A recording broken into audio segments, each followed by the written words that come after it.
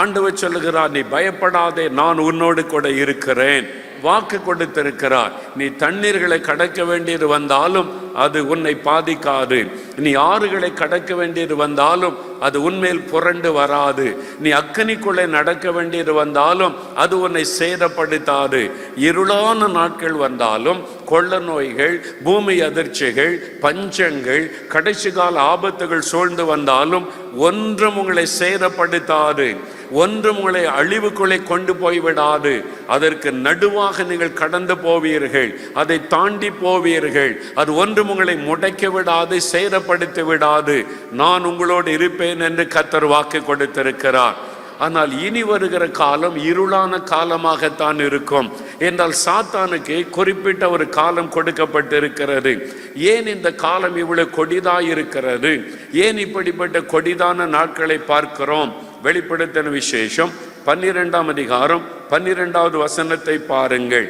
அங்கே வசனத்தின் 2வது பகுதி சொல்லுகிறது, பிசாசானவன் தனக்கு கொஞ்ச காலம் மாத்திரம் உண்டென்று அறிந்து மிகுந்த கோபம் கொண்டு உங்களிடத்தில் இறங்கினபடியால் உங்களுக்கு ஆபத்து வரும் என்று சொல்ல கேட்டேன். பிசாசானவனுக்கு கொஞ்ச காலம்தான் கொடுக்கப்பட்டிருக்கிறது. சாத்தானுக்கு தெரிந்து விட்டது இது கடைசி காலம். சாத்தான் அறிந்து வைத்திருக்கிறான், இயேசு சீக்கிரம் வரப்போகிறார். அதற்கு முன்னால மாபெரும் எழுப்புதல் வரப்போகிறது. அதனால சாத்தானுக்கு நன்றாக தெரியும் இது இன்னும் கொஞ்ச காலம்தான் தனக்கு கொடுக்கப்பட்டிருக்கிறது. அதன் பிறகு அவனை கட்டி ஆண்டவர் பாதாளத்தில் அடைத்து வைக்க போகிறார் என்பது சாத்தானுக்கு தெரியும். ஆகவே அவன் இந்த பூமியிலே மிகுந்த கோபத்தோடு இறங்கி இருக்கிறான், மிகுந்த ஒரு வைராக்கியத்தோடு இறங்கி இருக்கிறான். ஆகவே தான் தீமைகளை கட்டவிழ்த்து விடுகிறான், கொடூரமான காரியங்களை கட்டவிழ்த்து விடுகிறான். இதுவரைக்கும் நாம கேள்விப்பட்டிராத பாவங்களும் துன்மார்க்கங்களும் உலக நாடுகளுக்குள்ளே வேகமாய் பரவி கொண்டிருக்கிறதை பார்க்கிறோம். நம்முடைய கண்கூடாக சென்னை பட்டணத்துக்குள்ளே, இந்தியா தேசத்துக்குள்ளே, உலக நாடுகளுக்குள்ளே இதையெல்லாம் நம்ம பார்க்கிறோம். ஏன் இந்த மாதிரி தீமைகள்? ஏன் இந்த மாதிரி அழிவுகள்? ஏன் இந்த மாதிரி சபைகளுக்கு உபத்திரவங்கள்? ஏன் இந்த மாதிரி ஊழியங்களுக்கு இத்தனை பாடுகள் என்று சொன்னால், சாத்தானுக்கு கொஞ்ச காலம் இருக்கிறபடியால் அவன் மிகுந்த பலமாக போராட ஆரம்பித்து விட்டான். அது கடைசி காலம் என்பதற்கு ஒரு பெரிய அடையாளம். ஆகவே தான் சாத்தான் தீவிரமாய் இந்த காரியத்தை செய்கிறான். ஆனால் இந்த கடைசி கால ஆபத்துகள் இனி தீவிரமாய் நடந்து கொண்டே இருக்கும். அவன் சாத்தானை குறித்து சொல்லும் போது, அவன் இருளின் ஆதிக்கத்திலே கிரியை செய்கிறவன், அவன் இருளின் தூதன் என்று சொல்லப்பட்டிருக்கிறது. ஒளியின் தூதனுடைய வேஷத்தை தரித்து கொண்டு வருகிற இருளின் தூதன் அவன்தான் இந்த இருளான நாட்களிலே பலமாய் கிரியை செய்கிறவன். அப்படியானால் இந்த காலத்திலே நாம் எப்படி மீண்டு போவது? எப்படி நாம் இந்த காலத்தை கடந்து போவது? நாம் எப்படி ஜெயம் எடுப்பது? அதற்கு தான் ஆண்டவர் சொல்லுகிறார், எழும்பி பிரகாசி, உன் ஒளி வந்தது. இருள் பூமியை மூடும், காரிருள் ஜனங்களை மூடும். ஆனால் இந்த இருள் விலகுவதற்கு சில வழிகளை தேவன் வைத்திருக்கிறார். இந்த இருள் விலகுவதற்கு தேவன் ஒரு கூட்டத்தை எழுப்பி இருக்கிறார். அதுதான் தேவனுடைய பிள்ளைகள், ரட்சிக்கப்பட்ட ஆண்டவருடைய பிள்ளைகள். ஆண்டவர் சொல்லுகிறார், நீ எழும்பி பிரகாசி, உன் ஒளி வந்தது. அல்லேலூயா. அப்ப இந்த இருள் விலக வேண்டுமானால், இந்த இருளான காலத்தில் மக்கள் இந்த பயத்திலிருந்து, இருளின் சக்தியிலிருந்து விடுதலை பெற வேண்டுமானால் என்ன செய்ய வேண்டும்? அதைத்தான் ஆண்டவர் உங்களோடு பகிர்ந்து கொள்ளும்படி எனக்கு கட்டளையிட்டார். ஒரு இருளான காலத்திலே தான் நம்ம வாழ்ந்து கொண்டிருக்கிறோம். எங்கு பார்த்தாலும் இருளான சூழ்நிலை தான் காணப்பட்டு கொண்டிருக்கிறது. இந்த சூழ்நிலை மாறுவதற்கு நாம என்ன செய்வது? இந்த இருளான சூழ்நிலை மாற்றக்கொள்ளக்கூடிய வல்லமையும் அதிகாரமும் உள்ளவர்கள் தேவனுடைய ஜனங்கள் மாத்திரம்தான். அரசியல்வாதிகளால் இந்த இருளான சூழ்நிலை மாற்ற முடியாது. ஆளுகிறவர்களால் இந்த இருளான சூழ்நிலையை மாற்றிவிட முடியாது. விஞ்ஞானிகளால் இந்த இருளான காலங்களில் இந்த சூழ்நிலையை மாற்ற முடியாது. ஆனால் இயேசு கிறிஸ்துவின் இரத்தத்தினால் கழுவப்பட்ட தேவ பிள்ளைகளால் இந்த இருளான சூழ்நிலையை மாற்ற முடியும். இந்த இருளை ஜெயிக்க முடியும். இந்த இருளான காலங்களை மாற்றி ஒரு புதிய காரியத்தை இந்த உலகத்தில் கொண்டு வர முடியும். அதுக்கு என்ன செய்வது? இருளை ஜெயிக்கணும்னா என்ன பண்ணுவது? ஒரு இடத்துல இருள், ரூமில் இருட்டா இருக்குதுங்க. இருட்டை போ, இருட்டை விலகி போ, இயேசுவை நாமத்தினால சொல்ற இருளை போன்னா போயிருமா? இருட்டு போகணும் என்ன பண்ணணும்? லைட் போடணும். அங்க ஒரு வெளிச்சம் வந்துட்டா இருள் தன்னால போயிடும். அல்லேலூயா. வெளிச்சம் வந்துட்டா இருள் தன்னால போயிடும். இருளை ஜெயிக்கக்கூடிய வல்லமை வெளிச்சத்துக்கு மாத்திரம்தான் உண்டு. அதனால தான் தெய்வ பிள்ளைகளாகிய நாம் எல்லாம் கவனிங்க. 2 காரியம் பாஸ்டர் கல்யாணகுமார் அவங்க வந்து திரும்ப திரும்ப சில காரியம் சொன்னாங்க. நீங்க நல்லா கவனிச்சா உங்களுக்கு விளங்கும். ஒரு பக்கம் ஜெபம், ஜெபம் மட்டும் பண்ணினால் போதாது, இன்னொரு பக்கம் செயல்பட வேண்டும். மிஷினரிகளை அனுப்பணும், சுவிசேஷத்தை அறிவிக்கணும், செயல்பட வேண்டும். 2ம் நடந்தால்தான் அந்த இருளின் சக்திகளை நம்ம மேற்கொள்ள முடியும். இருளின் ஆதிக்கங்களுக்கு முடிவை உண்டாக்க முடியும்.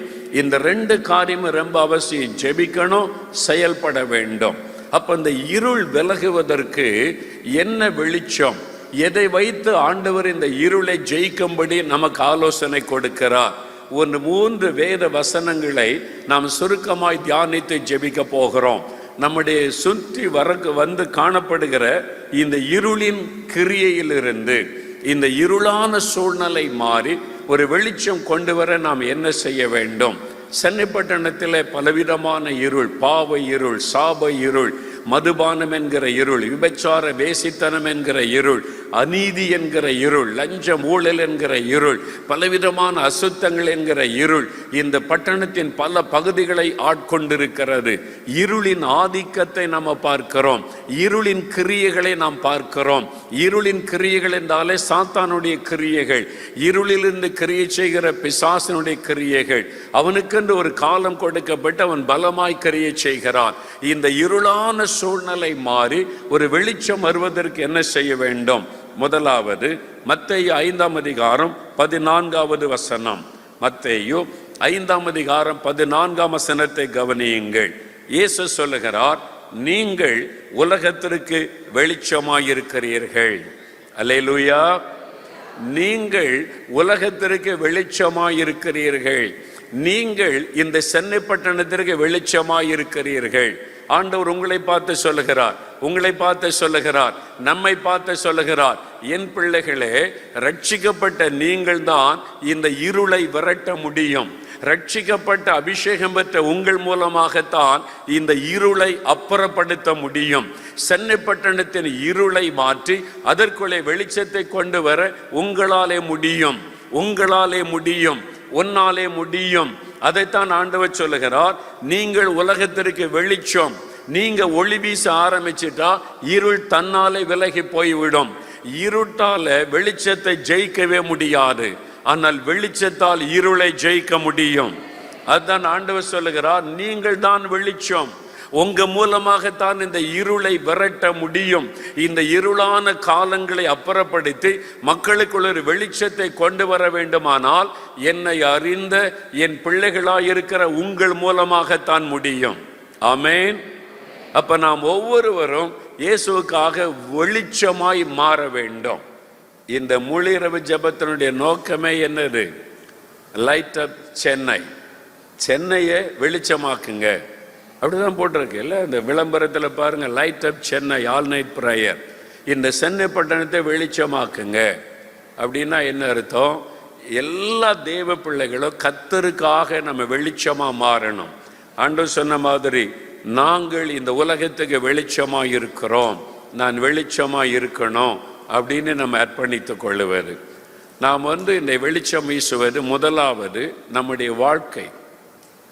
நம்முடைய வாழ்க்கை பிரகாசிக்கணும். உங்களுடைய வாழ்க்கையை பார்க்கிறவங்க அதில் இயேசுவின் வெளிச்சத்தை மற்றவர்கள் பார்க்க வேண்டும். முதலாவது நம்முடைய வாழ்க்கை பிரகாசித்தா உங்க மூலமா நீங்க வேலை செய்கிற இடத்துல எல்லாம் வெளிச்சம் பரவி செல்லும். நீங்க இருக்கிற தெருவில் வெளிச்சம் பரவும், நீங்க இருக்கிற ஏரியாவில் வெளிச்சம் பரவும். அப்ப அங்க இருக்கிற இருளின் ஆதிக்கங்கள் தானாக அழிக்கப்பட்டு விடும். ஒவ்வொரு தேவ பிள்ளையும் வெளிச்சத்தின் பிள்ளைகளாக ஒளி வீச ஆரம்பிச்சா சாத்தானுடைய இருளின் வல்லமைகள் தானாக ஓய்ந்து போகும், தானாக குறைந்து குறைந்து அழிந்து போகும். ஆகவே நாம் வெளிச்சம் வீசுகிறவர்களாக காணப்பட வேண்டும்.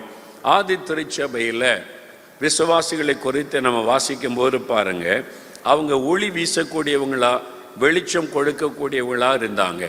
அதில் என்னை ரொம்ப கவர்ந்து கொண்ட ஒரு வார்த்தை அப்போஸ்தலர் நடபடிகள் 2ஆம் அதிகாரம், அப்போஸ்தலர் 2ஆம் அதிகாரம் 46வது வசனம் பாருங்க. அப்போஸ்தலர் 2ஆம் அதிகாரம் 46வது வசனம்.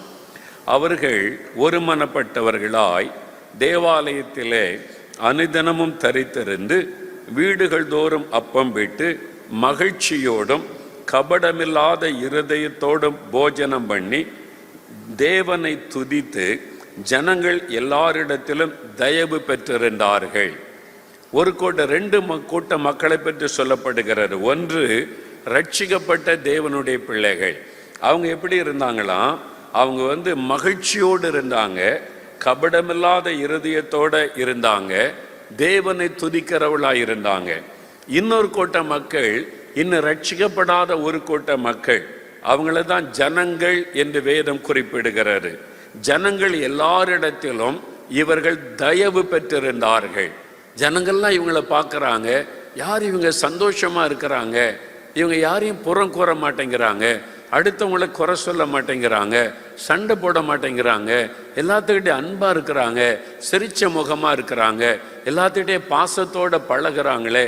யார் இவங்க? இவங்க கிறிஸ்தவர்கள், இயேசுவை ஏற்றுக்கொண்டவங்க, இயேசுன்ற ஒருவரை இரட்சகராக சுதந்திரித்து கொண்டவங்க. அப்போ பொது ஜனங்கள், இயேசுவை அறியாத மக்கள் அவர்களை தயவு கொடுத்தாங்க. தயவு, அவங்களுக்கு இடத்துல தயவு பெற்றவர்களாக இருந்தாங்க. அப்படின்னா இவங்க அவங்க மேலே மரியாதை வைத்திருந்தாங்க, அவங்களுக்கு உதவி செய்தாங்க. சாதாரண ஜனங்கள் இவங்க மேலே விசேஷித்த மரியாதை வைத்து உதவி செய்கிறவர்களாக இருந்தார்கள். அந்த மாதிரி ஒரு சாட்சியான வாழ்க்கை அவர்கள் வாழ்ந்தார்கள். அதைத்தான் நம்ம அப்போஸ்தலர் நடபடிகளில் 17ஆம் அதிகாரத்தில் நீங்கள் வாசிக்கும் போது தேவ வசனத்தை அவர்கள் பெரையா பட்டணத்தார் இப்படி இருக்கிறதா என்று தியானித்ததுனால 11ஆம் வசனம், நற்குணசாலிகளாக இருந்தார்கள், நல்ல குணம் உள்ளவங்க. அந்த ஊர் மக்கள் சொன்னாங்க, இவங்க நல்ல குணம் உள்ளவங்க, நல்ல சுபாவம் உள்ளவங்க, இவங்க இயேசுவை தான் ஆராதிப்பாங்க, இயேசுவை பற்றி சொல்லுவாங்க, ரொம்ப அன்பாக இருப்பாங்க, இவங்களுக்குள்ள சண்டை போட மாட்டாங்க, அடுத்தவங்களை பற்றியெல்லாம் பேச மாட்டாங்க, இவங்க கவலையாக இருக்கிறத பார்க்கவே முடியாது, எப்போவுமே சந்தோஷமாக இருப்பாங்க, அவங்களுடைய முகம் மலர்ச்சியாக இருக்கும். இந்த மாதிரி ஒரு சாட்சி, அதான் வெளிச்சம். ஒளி வீசுறதுன்னா என்ன? மெழுகுவர்த்தி கையில் வச்சுட்டு போறதா? நம்முடைய வாழ்க்கை பிரகாசிக்க வேண்டும், இயேசுவை நம்முடைய வாழ்க்கையிலே காண்பிக்க வேண்டும். ஒரு கிறிஸ்தவ குடும்பத்தார், கணவன் மனைவி 2 பேரும் வேலை செய்தாங்க, 2 பிள்ளைகள், தினம் குடும்ப ஜெபம் பண்ணுவாங்க. ஞாயிற்றுக்கிழமை ஆனால் குடும்பமாக சர்ச்சுக்கு போவாங்க, வருவாங்க. அவங்களாம் குடும்பமாக மகிழ்ச்சியாக சந்தோஷமாக இருப்பாங்க. பக்கத்து வீட்டில் ஒரு இந்து சகோதரர் இருந்தார். அவர் இந்த குடும்பத்தை கவனித்து கொண்டே இருந்தார். எங்கள் வீட்டில் கணவன் மனைவிக்கு பிரச்சனை வருது, பிள்ளைகள் பிரச்சனை, அப்பப்போ சண்டை முறுமுறுப்பாக இருக்குது. இந்த குடும்பத்தில் என்ன சந்தோஷமாக இருக்கிறாங்களே, சர்ச்சுக்கு போகிறாங்க, வர்றாங்க. ஞாயிற்றுக்கிழமை மட்டும் இல்லை, திங்கள் செவ்வாய் புதன் எந்த நாள் பார்த்தாலும் ரொம்ப மகிழ்ச்சியாக இருக்கிறாங்க. ஒரு நாளும் துக்கத்தோடு இவங்களை பார்த்ததே இல்லை அப்படின்னு ஒரு நாள் சில மாதமாய் கவனிச்சுட்டு அந்த ஐயா கேட்டார். பக்கத்து வீடு தானே, அவர்கிட்ட கேட்டார், நீங்கள் எப்படி எப்பவுமே சந்தோஷமாக இருக்கிறீங்க, உங்களுக்கு பிரச்சனைன்னு இருக்காதா? இப்போ எங்கள் குடும்பத்தில் எத்தனையோ தேவை பிரச்சனை வருது, அப்பப்போ முறுமுறுப்புகள், சண்டைகள், கொஞ்சம் வாக்குவாதங்கள், பிள்ளைகள் பிரச்சனை, ஒரு நிம்மதியே இல்லாமல் தான் இருக்கிறோம். நீங்கள் எப்படி எப்பவுமே சந்தோஷமாக இருக்கிறீங்க? நீங்களும் சந்தோஷமாக இருக்கீங்க, மனைவி பார்த்தா சந்தோஷமாக இருக்காங்க, பிள்ளைகள் பார்த்தா சந்தோஷம், உங்கள் வீட்டில் எப்போவுமே சிரிப்பு சத்தம், மகிழ்ச்சியான சத்தம், பாட்டு பாடுறீங்க, ஜெபிக்கிறீங்க, அது எப்படி என்பதாக கேட்டார். அப்போ சொன்ன காரணம் இயேசு எங்களுக்குள்ளே இருக்கிறார், எனக்குள்ளே இயேசு இருக்கிறார், என் மனைவிக்குள்ளே இயேசு இருக்கிறார், பிள்ளைகளுக்குள்ளே இயேசு இருக்கிறார், அவர் எங்களை சந்தோஷமாக வச்சிருக்கிறார், நாங்கள் சந்தோஷமாக இருக்கிறோம். அப்போ உங்களுக்கு பிரச்சனைலாம் இருக்காது? அது இருக்கும், எல்லா குடும்பத்தில் இருக்கிற மாதிரி எங்களுக்கு பண பிரச்சனை, சில வியாதி, அது வரும் போகும். இதெல்லாம் இருந்தாலும் அது ஒன்றை குறித்து நாங்கள் கவலைப்படுவதில்லை. இயேசு பார்த்து கொள்ளுவார், எங்களை இயேசு எல்லாவற்றிலும் குறைவில்லாமல் வைத்திருக்கிறார். அதனால் நாங்கள் கவலைப்படுறது, துக்கப்படுவது இல்லை, சந்தோஷமாக இருக்கிறோன்னு சொன்னார். இவருக்கு ஒன்றுமே விளங்கலை. இப்படியும் ஒரு உலகத்தில் வாழ முடியுமா அப்படின்னு யோசித்து கொண்டு இருந்தார். ஏதாவது இவங்களுக்கு நடக்கணும், பார்க்கணும், எப்படி இவங்க சொல்கிற மாதிரி உண்மையான்னு நினைத்து கொண்டு இருந்த போது இந்த கிறிஸ்துவ குடும்பத்திலேருந்து அவருடைய மனைவி திடீரென்று வியாதிப்பட்டு மரிச்சிட்டாங்க. அவங்க மனைவி மரித்த உடனே இந்த பக்கத்து வீட்டுக்காரருக்கு இப்போ என்ன ஆசை, இவர் துக்கத்தோடு பார்க்கணும். இப்போ என்ன பண்ணவர் பார்க்கலாம் அப்படின்னு சொல்லி 2-3 நாட்களாய் பார்த்துக்கிட்டே இருந்தார். அவங்க வெளியே வரவே இல்லை. அது ஒரு துக்கம் தானே. மனைவியனுடைய மரணம், அடக்காராதனை முடிந்தது, வீட்டில் ஒரு ஆராதனை எல்லாம் வச்சுருந்தாங்க, ஸ்தோத்திர கூட்டம் முடிந்தது. அதன் பிறகு இவர் பார்த்துக்கிட்டே இருந்தார், இந்த ஆளை பார்க்கணும், இப்போ எப்படி இருக்கிறான்னு பார்க்கணும். மனைவி இறந்துட்டாங்க, பிள்ளைகள் இருக்கிறாங்க, இவர் இப்போ துக்கப்படுவார்ல, அழுவார்ல அப்படின்னு சொல்லிட்டு 2-3 நாளுக்கு வரைக்கும் அவர் வெளியே பார்க்க முடியலை. சில நாட்கள் கழித்து வெளியே வந்தார். எப்பொழுதும் போல சிரித்த முகத்தோடு பார்த்து இவரை பார்த்தோன்னே, ஸ்தோத்திரம், எப்படி இருக்கீங்க, நல்லா இருக்கீங்களா, மலர்ந்த முகத்தோடு பேசினார். பிள்ளைகளை கூட்டிகிட்டு ஸ்கூலுக்கு கொண்டு விட்டுட்டு வேலைக்கு போனார், திரும்பி வந்தார், சந்தோஷமாக இருக்கிறாரு. இவரால் நம்பவே முடியல. இது என்னையா அப்படி ஒரு குடும்பம் அப்படின்னு சொல்லி கேட்டார். திருப்பி கூப்பிட்டு, ஐயா, எல்லாம் அவங்க மனைவி பிள்ளைகள் எல்லாம் நல்லா இருக்கும்போது சந்தோஷமாக இருந்தீங்க, உங்கள் மனைவி இறந்துட்டாங்க, இப்போவும் நீங்கள் சந்தோஷமாக இருக்கிறீங்களே, அது எப்படி நீங்கள் அழாமல் துக்கம் இல்லாமல் எப்படி இருக்கிறீங்க? நான் அழுதேன். என் மனைவியை நான் ரொம்ப நேசித்தேன், என் பிள்ளைகளுக்கு அவங்க தாயாக இருந்தது, கவனிச்சது. நான் அழுதேன், 1 நாள் 2 நாள் அழுதேன். ஏன்னா எனக்கு நானும் ஒரு மனுஷன் தானே. ஆனால் ஆண்டவர் என்னை ஆறுதல் படுத்தினார். நான் இருக்கிறவனுக்கு உன் பிள்ளைகளை நான் பார்த்து கொள்ளுவேன், ஆசீர்வதிப்பேன், நீ கலங்காத, நீ ஆறுதல் படுத்தினால இயேசுக்குள்ளே நான் இப்போ மறுபடியும் சந்தோஷமாயிட்டேன். ஏன்னா இப்போ என் மனைவி உயிரோடு இருக்கிறா, இயேசுவோடு இருக்கிறா. இயேசு திரும்ப வரும்போது என் மனைவியை கொண்டு வருவார், எனக்கு தெரியும், என் பிள்ளைகளுக்கு தெரியும். அதனால எங்களுக்கு கலக்கம் இல்லை, பயம் இல்லை, நாங்கள் அழுது கொண்டு இருப்பதில்லை. அந்த நேரம் அழுதோம், அதை கடந்து வந்துட்டோம், இனிமேல் அவ்வளவுதான், இன்னும் நாங்கள் சந்தோஷமாக தான் ஆண்டவர் எங்களை வச்சிருக்கிறார். இந்த ஆளுக்கு விளங்கி கொள்ளவே முடியல, இப்படி ஒரு கடவுளா, இப்படி ஒரு சந்தோஷம் கொடுக்கிற ஒரு ஆண்டவரா, எந்த சூழ்நிலையிலும் மகிழ்ச்சியா இருக்க முடியுமா? அந்த இயேசு கொடுக்கிறார்னா அந்த கடவுளை பற்றி எனக்கு சொல்லுங்க, உங்க ஆண்டவரை பற்றி எனக்கு சொல்லுங்க. நானும் எத்தனையோ கடவுளை பற்றி அறிஞ்சிருக்கிறேன், கும்பிட்டு பார்க்கிறேன், இப்படி இருந்தது இல்லையே அப்படின்னு அவர் கேட்டார். அதுதான் ஆதி திருச்சபையில வசனம் தெளிவா சொல்லுகிறாரு, அவங்க எப்பொழுதும் மகிழ்ச்சியா இருந்தாங்க. ஆனா இன்னைக்கு ஆவில நிரம்பி அந்நிய பாஷை பேசுற விசுவாசி கூட ஆபீஸில் போய் பக்கத்தில் உள்ளவங்ககிட்ட அழுதுகிட்டு இருக்கிறீங்க. ஒரே கஷ்டம், வீட்டில் ஒரு நிம்மதியே இல்லை, வீட்டில் அந்த பிரச்சனை. அவன் எப்படி இயேசு உங்களை பார்க்க முடியும்? ஓ, நம்ம வீட்டில் இருக்க மாதிரி இவங்க கதை. சர்ச்சை ஒன்று தான், நான் கோயிலுக்கு போகிறேன், அவங்க சர்ச்சுக்கு போகிறாங்க, அவ்வளோதான், வேற வித்தியாசம் ஒன்றும் இல்லை. யோசித்து பாருங்க. உங்க துக்க முகத்தினால நீங்க இயேசுவை காண்பிக்கிறதுக்கு பதிலாக அவரை துக்கப்படுத்தி வேதனைப்படுத்தி கொண்டிருக்கிறீங்க. நீங்க தானே வெளிச்சமா பிரகாசிக்கணும், உங்களுடைய முகம் பிரகாசிக்கணும். இல்லை வேலை செய்யற இடத்துல, வசிக்கிற இடத்துல, உங்களுடைய தெருவில் உங்களை பார்க்கிறவங்க மன மகிழ்ச்சியா பார்க்கணும். இல்லை எப்படி நீங்க சந்தோஷமா இருக்கணும்னு கேட்கணும். இல்லை இயேசு உங்களுக்குள்ள இருக்கிறதை அவங்க அறிந்து கொள்ளணும். இல்லை யோசித்து பாருங்க, நாம் எப்படிப்பட்ட ஒரு வாழ்க்கை வாழ்ந்து கொண்டிருக்கிறோம். சின்ன சின்ன காரியத்துக்கு முறுமுறுத்து சண்டை போட்டு ஆண்டவர்கிட்டையும் போய் நான் அழுகிறேன்னு சொல்லி நான் ஆபீஸில் போய் எல்லாத்துக்கிட்டையும் போய் நம்ம கஷ்டத்தையே சொல்லி சொல்லி சொல்லி இயேசு கிறிஸ்து எப்படிப்பட்டவர் என்பதை மற்றவர்களுக்கு காண்பிப்பதற்கு பதிலாக என்ன செய்து கொண்டிருக்கிறோம்?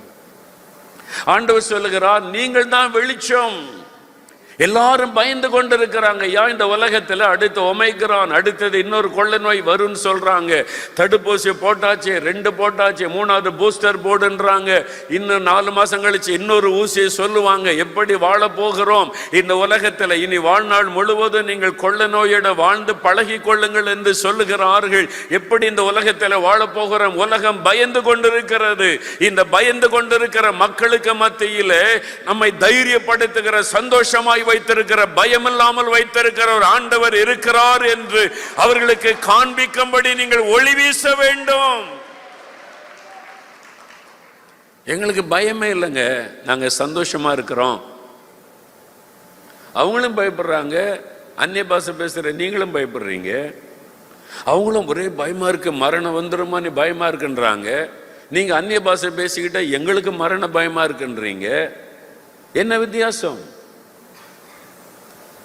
அன்றைக்கு ஆதித்திருச்சபை விசுவாசிகளை உலக மக்கள் பார்க்கும்போது ஆச்சரியமாய் பார்த்தார்கள். இவங்க எப்பொழுதும் மன மகிழ்ச்சியாய் இருக்கிறார்கள், கபடமற்ற ஒரு இருதயத்தோடு இருக்கிறாங்க, எல்லாத்துக்கிட்ட அன்பா ஐக்கியமாய் இருக்கிறார்கள், இவர்கள் வித்தியாசமானவர்கள். ஒளி வீசினார்கள், வெளிச்சம் கொடுத்தார்கள். ஆகவேதான் எருசலேம் பட்டணத்திலே எழுப்புதல் வேகமாய் பரவினது, இருளின் ஆதிக்கங்கள் அழிந்தது.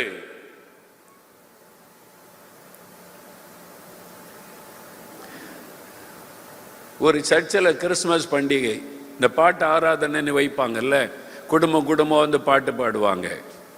அப்போது ஒரு வாலிப தம்பி வந்தான். அவன் சொன்னான், நானும் ஒரு பாட்டு பாடுறேனே அப்படின்னு.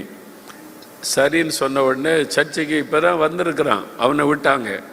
அந்த வாலிபன் பாட்டு பாட முன்னால் சொன்னால், எனக்கு கிறிஸ்துவ பாட்டெலாம் ரொம்ப தெரியாது, நான் கடவுள் நம்பிக்கை இல்லாதவன், இப்போ தான் கொஞ்ச நாள் சர்ச்சுக்கு வர ஆரம்பிச்சு தெரிஞ்ச ஒரு பாட்டை பாடுறேன், ஆனால் அதை விட முக்கியம் ஒரு சம்பவத்தை, ஒரு காரியத்தை சபைக்கு சொல்லணும், அதை சொல்லட்டுமா அப்படின்னு கேட்டேன். போதுகிற சரி சொல்லு தம்பின்னாங்க. அவன் சொன்னான், நான் கடவுள் நம்பிக்கை இல்லாதவன், ஒரு சினிமா நடிகரை என் தெய்வமாக கொண்டிருந்தேன், அவரை தான் தெய்வம்னு சொல்லுவேன், எந்த கடவுளையும் வணங்க மாட்டேன். அவருடைய படம் ரிலீஸ் ஆகுதுன்னா முந்தின நாள் ராத்திரியே போய் தியேட்டர் வாசலில் நின்றுருவேன், முதல் டிக்கெட் எடுக்கணும், முதல் ஷோ பார்க்கணும்னு சொல்லி அவ்வளவு அந்த நடிகர் மேலே கிரேசியாக இருந்து அவரை தான் கடவுள்னு நான் சொல்லுவேன். மற்றபடி எனக்கு கடவுள் நம்பிக்கையெல்லாம் கிடையாது. ஆனால் வேலை தேடி நான் வந்த சென்னைக்கு என் நண்பரோடு நான் தங்கியிருந்தேன். கூட படித்த ஒரு நண்பரோட காலேஜில் ஒன்றா படித்தோம், அவரோட கூட நான் தங்கி இருந்தேன். அவர் நல்ல கிறிஸ்தவர். நான் அவருடைய வாழ்க்கையை கவனித்து கொண்டே இருந்தேன். அவர் காலையில் எழும்பி பைரம் வாசிப்பார், ஜெபம் பண்ணுவார், ரொம்ப அன்பாக இருப்பார், எல்லாத்துக்கிட்டையும் அன்பாக பழகுவார், என்கிட்ட அன்பாக இருந்தார். நான் இந்த மாதிரி இயேசு கிறிஸ்துவை நம்பாதவன்னு அவருக்கு தெரியும். ஒரு நாள் கூட என்னை பார்த்து, நீ இயேசுவை நீ ஏற்றுக்கொள்ளணும், மதம் மாறணும் அப்படிலாம் பேசினதே கிடையாது. ஆனால் அவருடைய வாழ்க்கையை நான் கவனித்து கொண்டே இருந்தேன். இப்படி ஒரு மனிதன் வாழ முடியுமா? எனக்கு ஒரு கேள்வி. ஒரு வாலிபன் இந்த காலத்தில், இப்படி ஒரு வாலிபன் இப்படி வாழ முடியுமா? இவ்வளோ அன்பாக இருக்கிறாரு, பரிசுத்தமாக இருக்கிறாரு, ஜெபம் பண்ணுகிறாரு.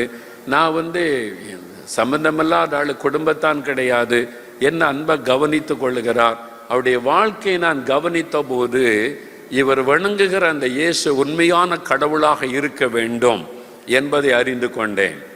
யாரும் எனக்கு இயேசுவை பற்றி சொல்லலை, அவரும் இயேசுவை பற்றி எனக்கு சொல்லவில்லை. என் நண்பருடைய வாழ்க்கை என்னை பாதித்தது. அவருடைய வாழ்க்கையை நான் கவனித்த போது எனக்குள்ளே ஒரு மாற்றத்தை உண்டாக்கினது. இவரே இப்படி இருந்தா இவர் வணங்குகிற கடவுள் எப்படிப்பட்டவராக இருப்பார்? அவரை அறிந்து கொள்ள வேண்டும் என்று என் நண்பரிடத்தில் கேட்டேன். அப்பொழுது அவர் எனக்கு புதிய ஏற்பாட்டை கொடுத்து வாசிக்க சொல்லி இந்த இயேசுவை பற்றி நான் அறிந்து கொண்டு இன்றைக்கு நான் இயேசுவை விசுவாசிக்கிறேன் என்பதாய் சபையில சாட்சி சொன்னார். அல்லேலூயா சொல்லுங்க. உங்களை பற்றி யாராவது அப்படி சொல்லியிருக்காங்களா? நீங்க வேலை செய்கிற இடத்துல, வசிக்கிற இடத்துல, நீங்க குடியிருக்கிற இடத்துல யாராவது உங்களை பற்றி அப்படி சொல்லும்படியான ஒரு வாழ்க்கை நீங்கள் வாழுகிறீர்களா? நான் அப்படி வாழுகிறேனா? நாம் அப்படி வாழுகிறோமா? என் வாழ்க்கை இன்னொருவரோடு பேசுகிறதா?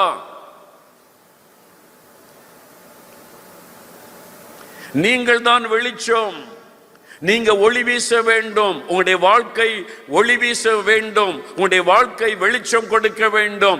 ஒவ்வொரு கிறிஸ்தவர்களை சாட்சியாக வாழும்படி வெளிச்சம் வீச வீச வீச எல்லா இருளின் ஆதிக்கங்களும் ஒளிந்து போகும். இருளை ஜெயிப்பதற்கு வெளிச்சத்தை பரவ செய்ய வேண்டும். ஒவ்வொரு கிறிஸ்தவர்களை வெளிச்சமாய் மாறும் பொழுது இருளின் ஆதிக்கங்கள் தானாய் முடக்கப்பட்டு விடும். இந்த பிசாசின் கிரியைகள் முடக்கப்பட்டு விடும். கொள்ள நோய், பூமி எதிர்ச்சி, எத்தனை பாடு, உபத்திரவங்கள், நெருக்கங்கள் இருளாக எழும்பி வந்தாலும் கிறிஸ்தவர்கள் எழும்பி ஒளி வீசும் போது அந்த இருளின் கிரியைகள் எல்லாம் முடக்கப்பட்டு விடும். அதுதான் ஒரே வழி. நாம் வெளிச்சம் வீசணும். ஆண்டவரே, நான் ஒளியா இருக்கணும். அதற்கு நம்முடைய ஆண்டவரோடு நமக்கு இருக்கிற ஐக்கியம் ரொம்ப முக்கியம். இப்போ மோசே தேவ சமூகத்தில் போய் மலையில் காத்திருக்கும் போது அவருடைய முகம் பிரகாசிக்கிறது. வெளிச்சம், அவருடைய முகத்தில் ஒரு வெளிச்சத்தை பார்க்குறாங்க. அவருக்கு தெரியல அவருடைய முகத்தில் இருக்கிற வெளிச்சம். அவர் மலையிலிருந்து இறங்கி வந்தபோது அவரை பார்க்க முடியாத அளவுக்கு அவருடைய முகம் பிரகாசிக்கிறாரு. அதனால முக்காடு போட்டுக்கொள்ளுங்க, அவருடைய முகத்தைங்களால நேரில் பார்க்க முடியல, அந்த அளவிற்கு ஒரு வெளிச்சம். காரணம் என்ன? ஆண்டவருடைய முகத்தை பார்த்து பார்த்து தேவனோடு தன்னித்திருந்து பேசி பேசி பேசி அவருடைய வெளிச்சம் மோசைக்குள்ளே வந்து விட்டது. நீங்க எவ்வளவு நேரம் தனியா ஆண்டவருடைய சமூகத்துல போய் அந்த நீதியின் சூரியனாகிய இயேசுடைய முகத்தை பார்த்து பார்த்து ஜெபித்து ஜெபித்து துதித்து துதித்து காத்திருக்கிறீங்களோ, அந்த அளவுக்கு அவருடைய வெளிச்சம் உங்களுடைய வாழ்க்கையிலே வரும். உங்களுடைய முகத்திலே அது தெரியும்.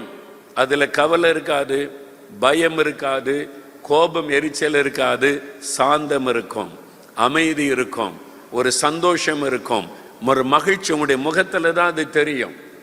எல்லா பாம்பர் கோபமா எரிச்சலா சந்தோஷமா மகிழ்ச்சியா எல்லாமே எதுல தான் வெளிப்படும்?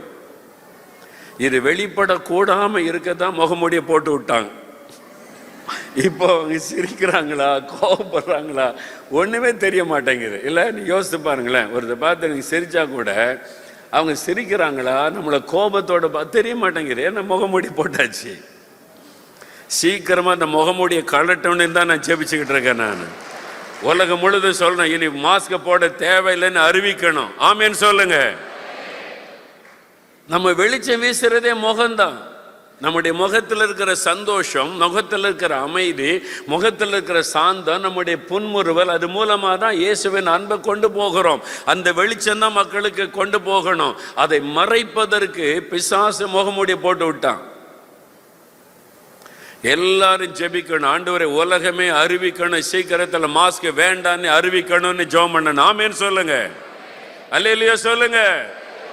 இப்போ சின்ன பிள்ளைகளுக்கும் போட்டு விட்டாங்க. அந்த சின்ன பிள்ளை சிரிக்குதா அழுகுதா தெரிய மாட்டேங்குது. ஜெபிக்க வருது, அந்த பிள்ளைய பார்த்தா சின்ன பிள்ளைகள் பாருங்க அது கூட போட்டுட்டு நிற்குது. அது சிரிக்குதா கோபமா பார்க்குதா தெரிய மாட்டேங்குது. இந்த முகம்தான் பிரகாசிக்கணும். அல்லேலூயா. அப்ப நீ எந்த அளவு தேவனோடு தனித்திருக்கிறீங்களோ அப்பதான் உங்களுடைய முகம் பிரகாசிக்கும்.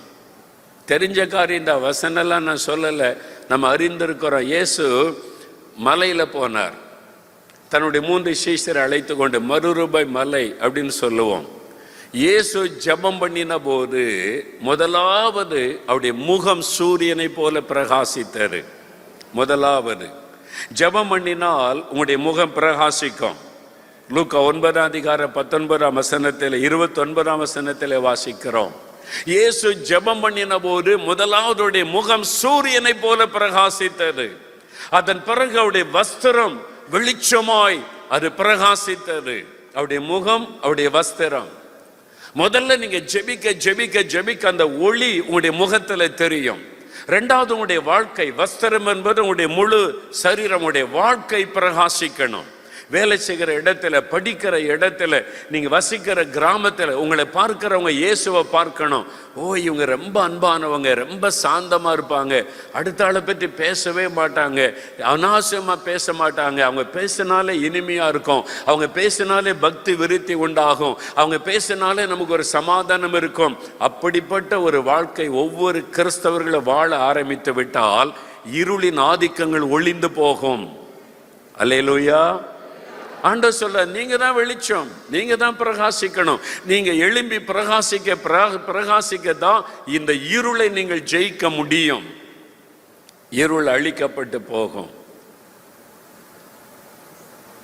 அப்ப அதற்கு நம்ம அர்ப்பணித்து, ஆண்டவரே என் வாழ்க்கை பிரகாசிக்கணும், என்னுடைய முகம் பிரகாசிக்கணும், அதற்கு ஆண்டவருடைய பிரசன்ன நமக்குள்ளே இறங்கணும். அல்லேலூயா.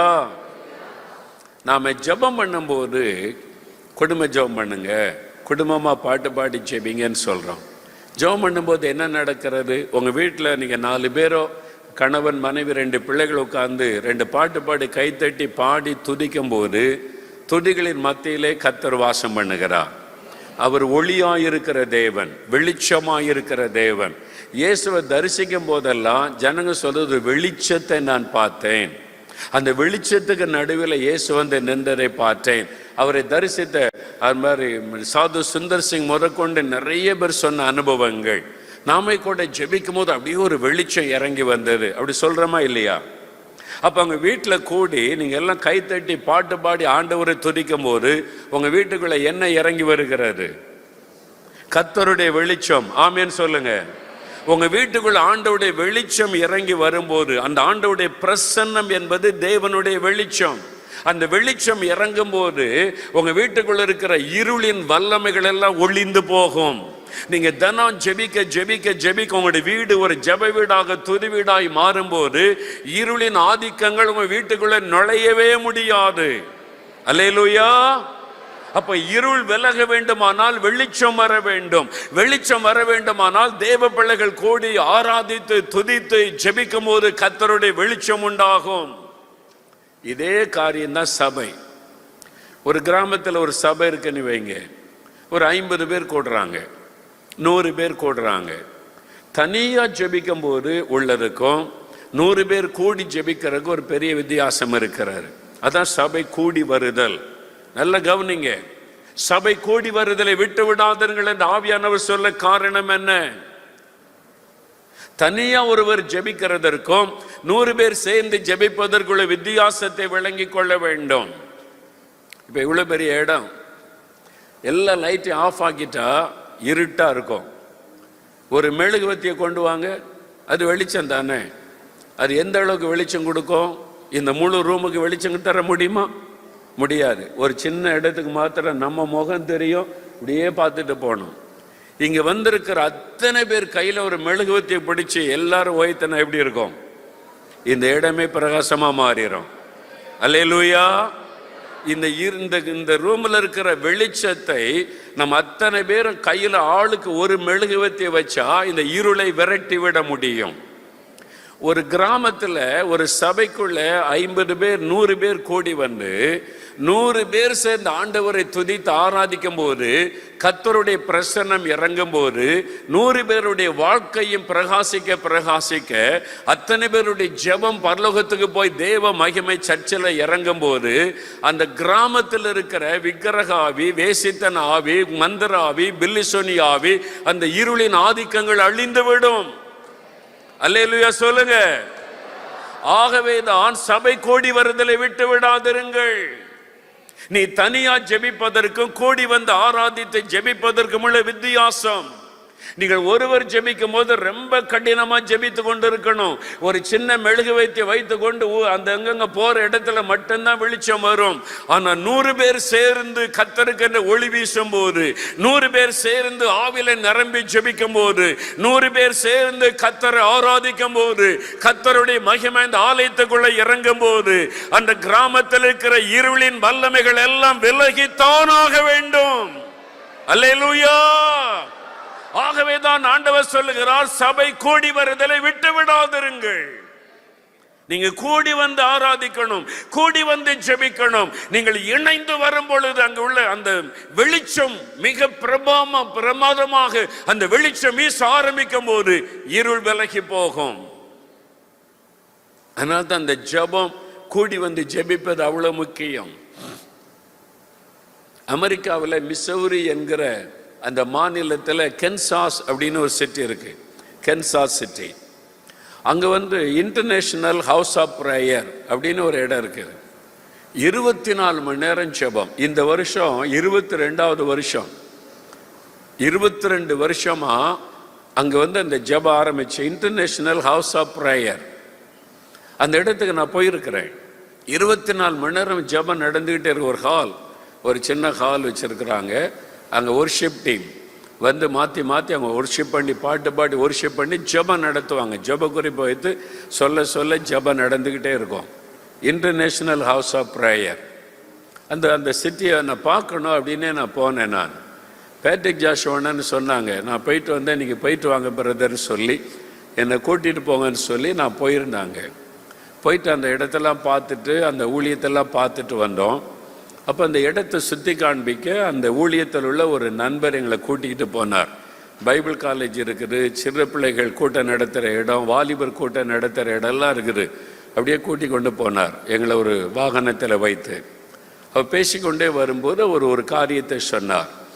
அந்த அந்த பட்டணத்தினுடைய அட்மாஸ்பியரே வித்தியாசமாக இருக்குது.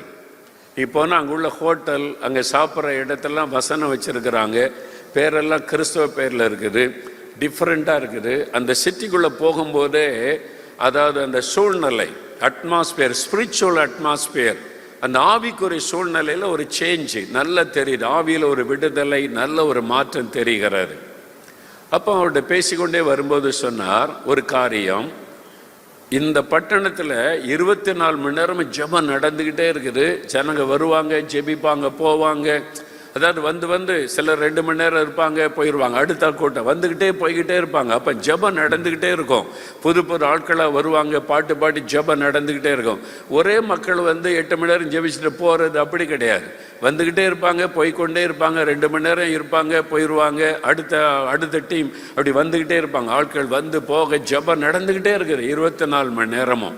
நாங்கள் கொஞ்ச நேரம் அங்கே உட்காந்து சில மணி நேரம் ஜெபம் பண்ணிட்டு வந்தோம். அப்போ அந்த வழிகாட்டிக்கிட்ட பேசிட்டு வரும்போது சொன்னார், இந்த பட்டணத்தில் இருக்கிற போலீஸ் ஸ்டேஷனுக்கு அந்த புதுசாக ட்ரைனிங் எடுத்த போலீஸ்காரங்க வரமாட்டேங்கிறாங்க. காப்ஸ்ன்பாங்க அமெரிக்காவில், காப்ஸ் போலீஸ்காரங்களுக்கு ட்ரைனிங் எடுத்த புதுசாக வாலிபர்கள் வருவாங்கள்ல, ட்ரைனிங் எடுத்த போலீஸாக இந்த போலீஸ் ஸ்டேஷனுக்கு போ, கேன்சர் சிட்டியில் உள்ள இந்த சிட்டிக்கு போன்னா அங்கே போகிறதுங்க, என்ன அங்கே அனுப்பாதங்கன்னு சொல்கிறாங்க. ஏன் போலீஸ்காரங்க வர மாட்டேங்கிறாங்க அப்படின்னு கேட்டேன் நான். அவர் சிரித்து கொண்டு சொன்னார், அங்கே வந்தால் அவங்களுக்கு வேலையே இருக்காது. புதுசாக ட்ரைனிங் எடுத்துகிட்டு வர போலீஸ்காரங்களுக்கு என்ன ஆசை இருக்கும்? திருடனை பிடிக்கணும், கொலைகாரனை பிடிக்கணும், குற்றவாளியை பிடிக்கணும், கேஸ் எல்லாம் பிடிச்சு சாதிக்கணும்னு வருவாங்க. இங்கே வந்தால் நோ கிரைம், இந்த சிட்டியில் கிரைமே இல்லை. அதனால யாரையும் அவங்களுக்கு பிடிக்கிறதுக்கு வேலையே இல்லை. போலீஸ்காரங்க வந்தால் சும்மா தான் உட்கார்ந்துருக்கணும், அவங்களுக்கு வேலையே கிடையாது. அதனால இந்த ஸ்டேஷனுக்கு வர மாட்டேங்கிறாங்கன்னு சொன்னாங்க. புரியுதா உங்களுக்கு? நான் சொல்றது விளங்குதா இல்லையா? அப்போ எழுப்புதல் வந்துட்டா சென்னை பட்டணத்தில் போலீஸ்காரங்களுக்கு என்ன இருக்காது? ஏன்னா திருடன் இல்லை, குடிகாரன் இல்லை, விபச்சாரக்காரன் இல்லை, கடத்திரவன் இல்லை. எல்லாம் ஆவிக்குரிய அட்மாஸ்பியர் சேஞ்ச் ஆகிட்டு நோ கிரைம் இந்த சிட்டினா போலீஸ்காரங்களுக்கு வேலை இல்லை. அதான் எழுப்புதலுடைய உச்சக்கட்டம். சென்னையில் அப்படி வரணும்னு விரும்புறீங்களா? எத்தனை பேர் விரும்புறீங்க? அல்லேலூயா. ஜெபிக்க ஜெபிக்க ஜெபிக்க அந்த பட்டணத்தில் ஆண்டவருடைய வெளிச்சம் இறங்கி வரும். ஜெபிக்க ஜெபிக்க ஜெபிக்க கர்த்தருடைய மகிமை இறங்கி வரும். கர்த்தருடைய மகிமை இறங்க இறங்க இருளின் ஆதிக்கங்கள் ஒளியும். குடிவெறியின் ஆவி, விபச்சார வேசித்தனத்தின் ஆவி, போதை வஸ்துகளை கொண்டு வருகிற ஆவி, பண ஆசையை தூண்டுகிற ஆவி, லஞ்சம் ஊழலை கொண்டு வருகிற ஆவி, இந்த ஆவியினுடைய கிரியைகள் எல்லாம் அழிக்கப்படும் போது பட்டணத்தினுடைய சூழ்நிலையே மாறும். சென்னை பட்டணப்படி மாறணும். ஆமேன்னு சொல்லுங்க. அப்ப அந்த அளவிற்கு நம்முடைய வாழ்க்கை இருக்கணும், நம்முடைய ஜெபம் இருக்கணும், நம்முடைய வாழ்க்கை பிரகாசிக்கணும். நம்முடைய ஜெபத்தில் அந்த மாதிரி ஒரு வல்லமை இருக்கும் பொழுது ஒரு பெரிய ஆவிக்குரிய மாற்றம் உண்டாகும். அதனால் ஆண்டவர் சொல்லுகிறார், நீங்கள் உலகத்திற்கு வெளிச்சமாய் இருக்கிறீர்கள். இரண்டாவது ஒரு வசன வாசிங்க, 2 கொரிந்தியர் 4ஆம் அதிகாரம் 4ஆம் வசனம். வேகமா 2 வசனத்தை வாசித்துட்டு ஜெபிக்க போகிறோம். வேத வாசிங்க, 2 கொரிந்தியர் 4ஆம் அதிகாரம் 4ஆம் வசனம் எடுத்துக்கொள்ளுங்க.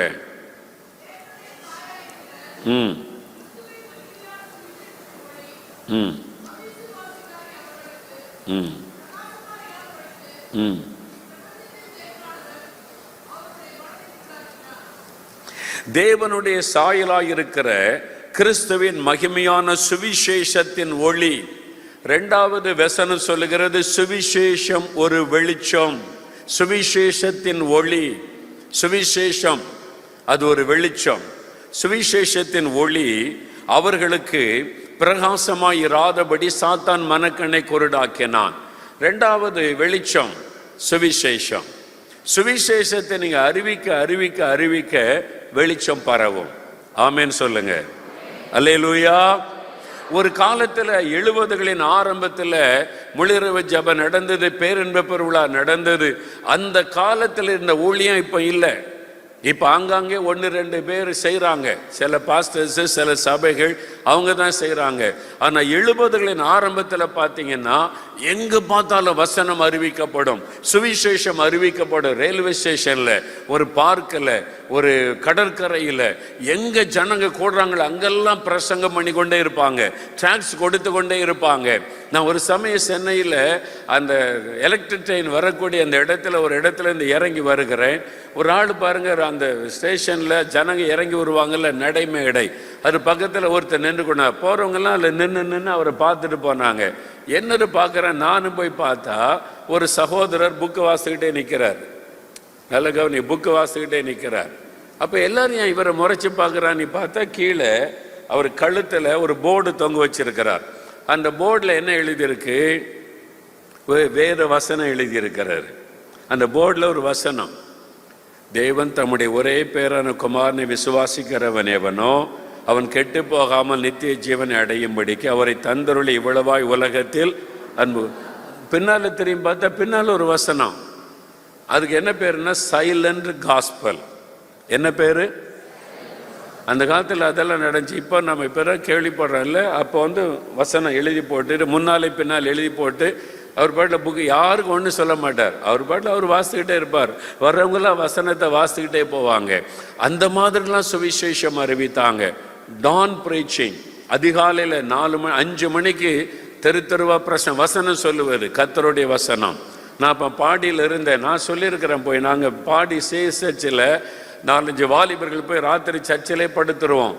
விடிய காலை 4 மணிக்கு எழும்பி நல்ல பல்லு விளக்கி ஃப்ரெஷ் ஆகிட்டு ஜெபம் பண்ணிட்டு நல்ல ஒரு 1.5 மணி நேரம் தெருவா வசனம் சொல்லுவோம். விடியற் காலையில் டான் பிரீச்சிங், அதிகாலையில் வசனம் 6 மணி 6:30 மணி வரைக்கும் வசனம் சொல்லுவார். கைப்பிரதி கொடுப்பார். தெருவா பிரசங்கம் பண்ணுவார். கடற்கரையில் பிரசங்கம், மூர் மார்க்கெட்டில் பிரசங்கம், எல்லா இடத்துலும் நானே பண்ணியிருக்கிறேன். இந்த மாதிரி கடற்கரையில், இந்த மின்ட்டில், எல்லா இடத்துலும். நான் மாத்திரம் இல்லை, நிறைய பேர் செய்வாங்க. அந்த காலத்தில் எங்கே போனாலும் யாராவது பிரசங்கம் பண்ணிக்கிட்டே இருப்பாங்க. இன்னைக்கு அதை பார்க்க முடியவில்லை. சுவிசேஷத்தின் ஒளி அப்படி பரவினது. இன்றைக்கு நம்ம எல்லாம் சர்ச்சுக்கு 2 மணி நேரம் வந்தாலே பெரிய ஊழியம் செய்யறேன்னு நினைக்கிறாங்க. ஊழியம் செய்றீங்களா? ஆமாங்க, 2 மணி நேரம் சர்ச்சுக்கு போறதில்ல, காணிக்கை எடுப்பேன் பிரதர். சர்ச்சில் போய் காணிக்கை எடுக்க பெரிய ஊழியம் செய்யறாங்களா? காணிக்கை எடுப்பேன் பிரதர். எனக்கு ஊழியமா தர மாட்டேங்கிறாங்க. என்ன தர மாட்டேங்கிறாங்க? மைக் தர மாட்டேங்கிறாங்க. தந்தா தானே பாட்டு பாட முடியும். ஊழியம் என்ன? வெளியே போய் சுவிசேஷத்தை அறிவிக்கணும். அல்லேலூயா. சுவிசேஷத்தின் ஒளியை நீங்கள் பரவ செய்தா இந்த இருளின் ஆதிக்கங்கள் முடிவடையும். கொள்ள நோய் ஓய்ந்து போகும். இந்த இனி வரக்கூடிய தீமைகள் எல்லாம் ஒளிந்து போகும். இதெல்லாம் ஒளிய பண்ண ஒரே வழி, இந்த வெளிச்சத்தை நம்ம பரவ செய்யணும். சுவிசேஷம் என்கிற வெளிச்சத்தை பரவ செய்யணும். அப்பொழுது தானாக கொள்ள நோய் ஓய்ந்து விடும். ஆமேன் சொல்லுங்க. ஆமேன். ஆமா, நீங்க டெய்லி கையை கழுவி சோப்பு போடுறதுனால இந்த கொரோனா அழியாது. மாஸ்க் போட்டுக்கொண்டே போறதுனால கொரோனா அழியாது.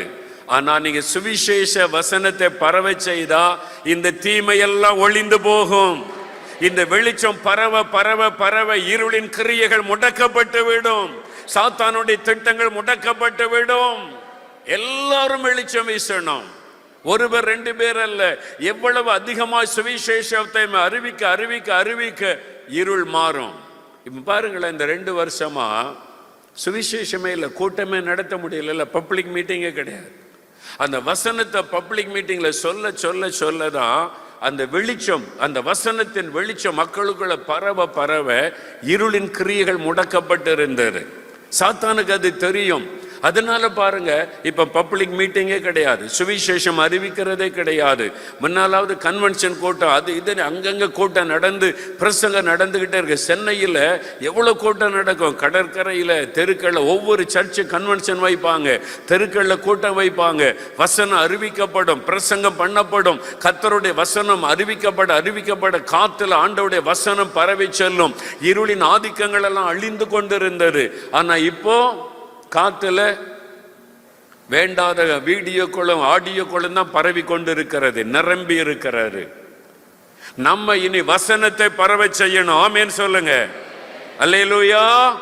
அப்ப அந்த வெளிச்சம், சுவிசேஷம் என்கிற வெளிச்சம், எல்லாரும் சுவிசேஷத்தை அறிவிக்க வேண்டும். அந்த காலம் வந்து விட்டது. நீங்க போன வருஷத்துல சுவிசேஷம் அறிவிச்சிங்களா? நீங்களே கேள்வி கேட்டு பாரு, எத்தனை பேருக்கு அறிவிச்சீங்க? இந்த சுவிசேஷத்தின் வெளிச்சத்தை கொண்டு போனீங்களா? உங்க பக்கத்து தெரு, பக்கத்து வீடு, உங்க பக்கத்து கிராமம், எத்தனை பேருக்கு இந்த சுவிசேஷத்தை அறிவிக்கும்படி கடந்து போனீங்க? இந்த சுவிசேஷத்தின் வெளிச்சத்தை அந்த வீட்டுக்குள்ள கொண்டு போனீங்களா? இந்த வெளிச்சத்தை நீங்க பரவ செய்தா இருளின் ஆதிக்கங்கள் முடிவடையும். பஞ்சாபில் 1906 ஒரு எழுப்புதலுக்காக ஜான் ஹைட் என்கிற தெய்வ மனிதர் அமெரிக்காவில் வந்து இந்த மிஷினரி வந்து ஒரு பெரிய ஜெப மாநாடு நடத்தி எல்லா சபைகள் ஊழியக்காரங்களை ஒன்று கூட்டி எழுப்புதலுக்காக ஜெபிக்க வைத்தார். அவர் வந்து பிரேயிங் ஹைட் என்று அழைக்கப்பட்டார். ஜெபிக்கிற ஹைட், அவர் பெயர் ஹைட், ஜான் ஹைட். கடைசியில் அவர் ஜெபிக்கிற ஹைட் என்று அழைக்கப்பட்டார். மணிக்கணக்காக முழங்காலே நின்று ஜெபம் செய்வாராம். அவருடைய சரித்திரத்தை நான் வாசித்த போது ஒரு வருஷம் ஆண்டவரிடத்தில் கேட்டார், ஆண்டவரே இந்த வருஷம் 1906 என்று நினைக்கிறேன், தினம் எனக்கு ஒரு ஆத்மா வேணும், தினம் ஒரு ஆத்மா எனக்கு வேணும். நான் ரட்சிப்பை பற்றி சொல்லுவேன், ரட்சிக்கப்படணும், எனக்கு தினம் ஒரு ஆத்மா தாங்க அப்படின்னு மணிக்கணக்காக ஜெபம் செய்வாராம். அந்த வருஷ கடைசியில் பார்த்தா ஒரே வருஷத்தில் 400 ஆத்மாக்களை தேவன் அவருக்கு கொடுத்து விட்டார். 400 ஆத்மாக்களை ரட்சிப்புகளை நடத்தி விட்டார். அல்லேலூயா சொல்லுங்க. அவர் கேட்டது தினம் ஒரு ஆத்மா, ஆனா தேவன் கொடுத்தது அதற்கும் அதிகமாய் 400 ஆத்மாக்கள். அவருக்கு ரொம்ப சந்தோஷம், 400 பேரை ரட்சிப்புகளை நடத்திட்டோமேன்னு சொல்லி அதுக்கு அடுத்த வருஷம் ஆண்டவர்கிட்ட கேட்டாராம், தினம் எனக்கு 2 ஆத்மா வேணும் ஆண்டவரே, எனக்கு தினம் 2 ஆத்மா கொடுங்க, 2 ஆத்மா கொடுங்கன்னு ஜெபம் செய்வாராம். அந்த வருஷத்துல 800க்கும் அதிகமான ஆத்மாக்களை ரட்சிப்புகளை நடத்தி இருக்கிறார் ஒரே வருஷத்துல. அதற்கு தினமும் 5 மணி நேரம் 6 மணி நேரம் முழங்கால நின்று ஜெபம் செய்வாராம். அவ்வளவு பாரத்தோட கூட அவர் சுவிசேஷத்தை அறிவித்து ரட்சிப்புகளை நடத்தி இருக்கிறார். இந்த 2022 ஆண்டவரே எனக்கு வீடு வேணும், வேலை நிரந்தரமாகணும், ஒரு பைக்கு வாங்கணும், பிள்ளைக்கு திருமணம் நடக்கணும், என் பிள்ளைக்கு கட்டார், இந்த வருஷத்தில் குழந்தை செல்வம் தரணும், என்னென்னோ காரியத்துக்கெல்லாம் ஜெபம் பண்ணி இருக்கிறோம், ஆண்டவர்கிட்ட லிஸ்ட் வச்சிருக்கிறோம்.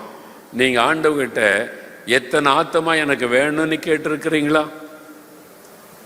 யோசித்து பாருங்க. ஆண்டவரே எனக்கு ஆத்மா கொடுங்க, இந்த வருஷம் நான் ஒரு 5 ஆத்மாவாவது ரட்சிப்புகளை நடத்தணும், ஒரு 10 ஆத்மாவையாவது ரட்சிப்புகளை நடத்தணும் அப்படின்னு ஆண்டவர்கிட்ட கேட்டீங்களா? வீடு கேட்டால் தர்றாரு, பைக்கு கேட்டால் ஆண்டவர் தர்றாரு, என் கல்யாணத்துக்கு பொண்ணு மாப்பிள்ளை கூட ஆண்டவர் தந்துடுறாரு, கற்பத்தின் கனி கேட்டால் தந்துடுறாரு, குழந்தையே பிறக்காதுன்றவங்களுக்கு கூட தந்துடுறார். இதெல்லாம் தருகிற ஆண்டவர் ஒரு ஆத்மா தாங்கன்னு கேட்டால் தருவார தரமாட்டாரா? அவர் சிலுவையில் ரத்தம் சிந்தினதே ஆத்மாக்களுக்காக. அந்த எனக்கு ஒரு ஆத்மா தாங்கன்னு கேட்டால் தருவார்னு உங்களுக்கு தெரியுதில்ல, பிற ஏன் கேட்கல?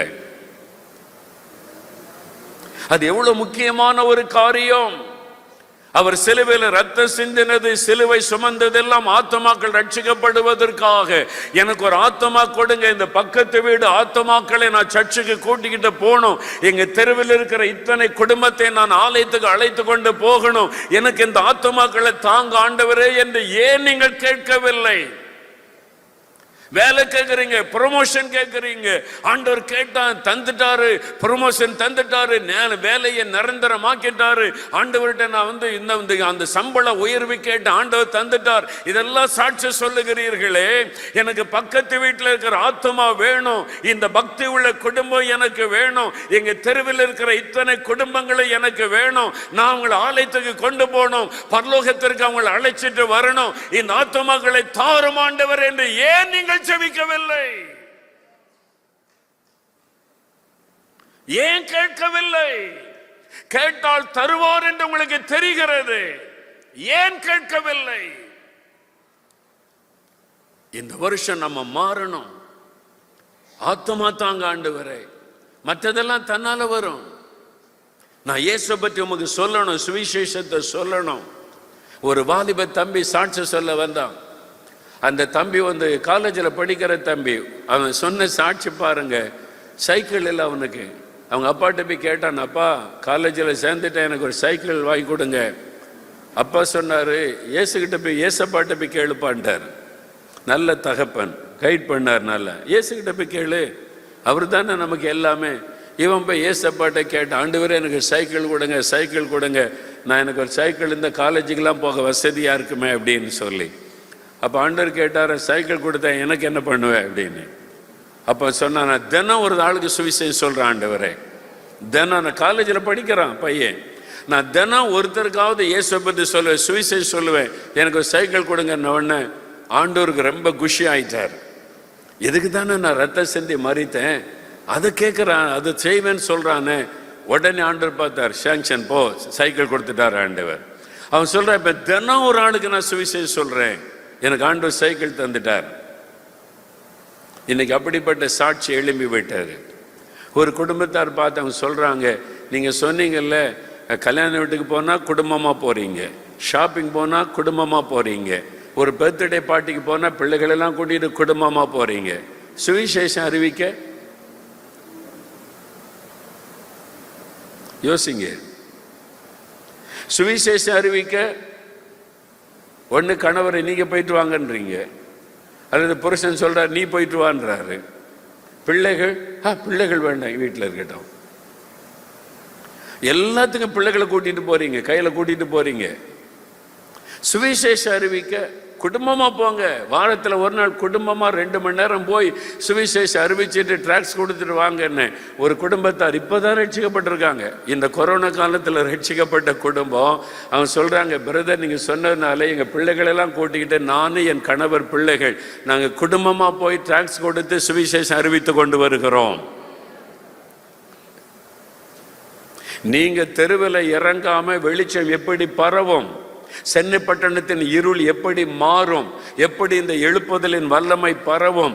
நீங்க சென்னை பட்டணத்தின் தெருக்களில் இறங்கணும், வீதிகளில் இறங்கணும், குடும்பமாக வீதிகளில் இறங்கி போய் சுவிசேஷம் அறிவிக்கணும், கைப்பருதி கொடுக்கணும், இயேசு உங்களை நேசிக்கிறான்னு சொல்லணும். அப்பதான் இருளில் ஆதிக்கத்திலிருந்து நம்ம வெற்றி பெற முடியும், விடுதலை பெற முடியும். யோசித்து பாருங்க, எத்தனை பேர் செய்ய போறீங்க, எத்தனை பேர் குடும்பமா தெருவில் இறங்க போறீங்க. கை இவ்வளவுதானே வருது, மேல வர மாட்டேங்குது இல்ல. எத்தனை பேருக்கு வேலை வேணும், கடன் பிரச்சனை மாறணும்னா உடனே எனக்கு ஜெபம் பண்ணுங்க பிரதர்பாங்க. எத்தனை பேர் குடும்பமா ஊழியம் செய்ய போறீங்கன்னா கை மெதுவா அப்படியே தானே வருது. அப்போ நமக்காக ஜீவனை கொடுத்த ஆண்டவருக்கு நம்ம என்ன செய்யறோம்? ஆண்டவர்கிட்ட கேட்டு கேட்டு அதை தாங்க இதை தாங்கன்னு கேட்கிறோமே, அவருக்காக நம்ம என்ன செய்கிறோம்? அவர் என்ன எதிர்பார்க்கிறாரு? அவர் எதிர்பார்க்கிற ஒண்ணே தான், சுவிசேஷத்தை அறிவி. அவங்க சுவிசேஷத்தை நம்ம அறிவித்து வேத வசனத்தை நம்ம பரவ செய்யணும். அதுதான் கடைசியாய் ஒரு காரியத்தை சொல்லி ஜெபிக்க போகிறோம். மத்தேயு 5ஆம் அதிகாரம் 16ஆம் வசனம் வாசிங்க. மத்தேயு 5ஆம் அதிகாரம் 16வது வசனம்.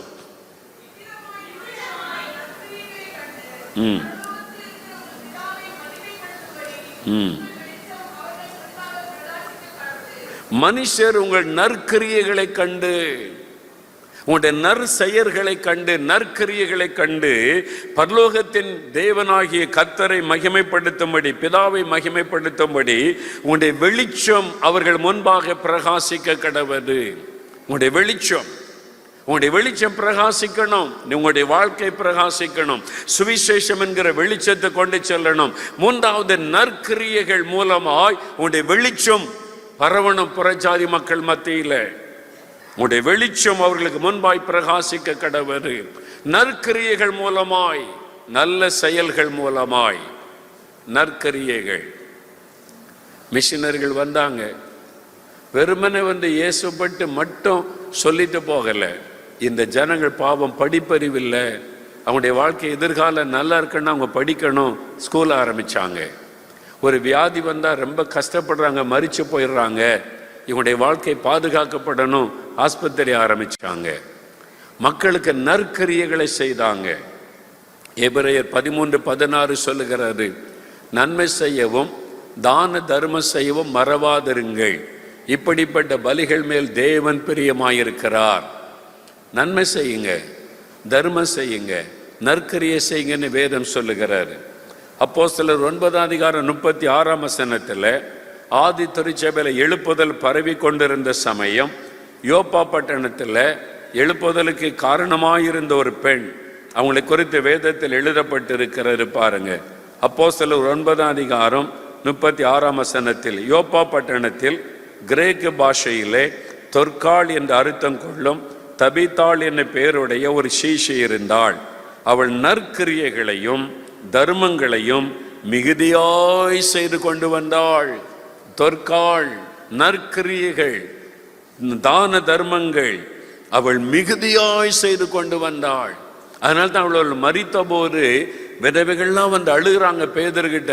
இவங்க எவ்வளவு எங்களுக்கு உதவி செய்திருக்கிறாங்க, இவங்களால தான் நாங்கள் இயேசுவை அறிந்து கொண்டோம், இவங்க எவ்வளவு நல்ல காரியங்களை எங்களுக்கு செய்திருக்கிறாங்க, அவங்க இன்னும் கொஞ்ச நாள் உயிரோடு இருந்தால் ஆண்டவருடைய நாம மகிமைப்படுமே, இன்னும் நிறைய பேருக்கு நன்மை செய்வாங்களே. நீ அழுததுனால தான் பேதுருக்குள்ள அவங்களுக்காக ஜெபிக்கணும் என்கிற பாரம் உண்டானது.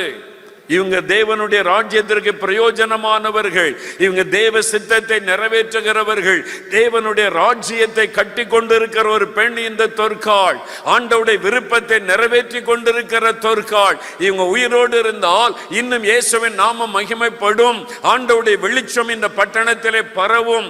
ஆகவே அவர்கள் உயிரோடு எழும்ப வேண்டும் என்ற ஒரு பாரம் பேதுருக்குள்ளே வந்தது. ஆகவேதான் அவர் ஆண்டவரோடு பேசுகிறார், ஆண்டவரோடு பேசி தபித்தாளை எழும்பும்படி செய்கிறார். நம்ம நற்கிரியைகள் எவ்வளவு பேருக்கு, எத்தனை பேருக்கு நன்மை செய்திருக்கிறீங்க? ஒவ்வொரு கிறிஸ்தவர்களும் கவனிங்க, சம்பளத்தில் ஒரு தசமபாகம் சர்ச்சை கொடுக்கணும், ஒரு தசமபாகம் கர்த்தருக்கு ஒரு இது சர்ச்சை கொடுக்கணும் சபை ஊழியங்களுக்கு, இன்னொரு தசமபாகம் ஏழைகளுக்கு, பாதிக்கப்பட்ட மக்களுக்கு. உங்களால் முடிந்த உதவிகளை உங்கள் இருக்கிற இடத்துல நீங்கள் செய்வார். இங்கே நிறைய வாலிபர்கள் பெண் பிள்ளைகளாக இருக்கீங்க, வேலை தேடி கொண்டு இருப்பீங்க. படித்து முடிச்சுட்டேன், வேலை தேடி கொண்டு இருக்கிறேன் அப்படி சொல்கிறாங்க. கை வைத்துங்க. உயர்த்த மாட்டிங்களா? இப்போ பிரதர் ஏதோ ஒரு உயர்த்த சொல்ல நீ பயந்துக்கிட்ட உயர்த்துறது இல்லை, எதாவது கேட்டால் உயர்த்துட்டா ஏதாவது மாட்டி விட்டுருவார் அப்படின்னு சொல்லி ஒரே ஒரு தம்பி தான் உயர்த்துறான். இங்கே கொஞ்சம் பேர் உயர்த்துறான். இன்னும் யாராவது இருக்கீங்களா? நீங்கள் உயர்த்தினா உங்களுக்கு வேலை கிடைச்சிட உடனே, அப்படி இல்லைன்னா உங்களுக்கு கிடைக்காது.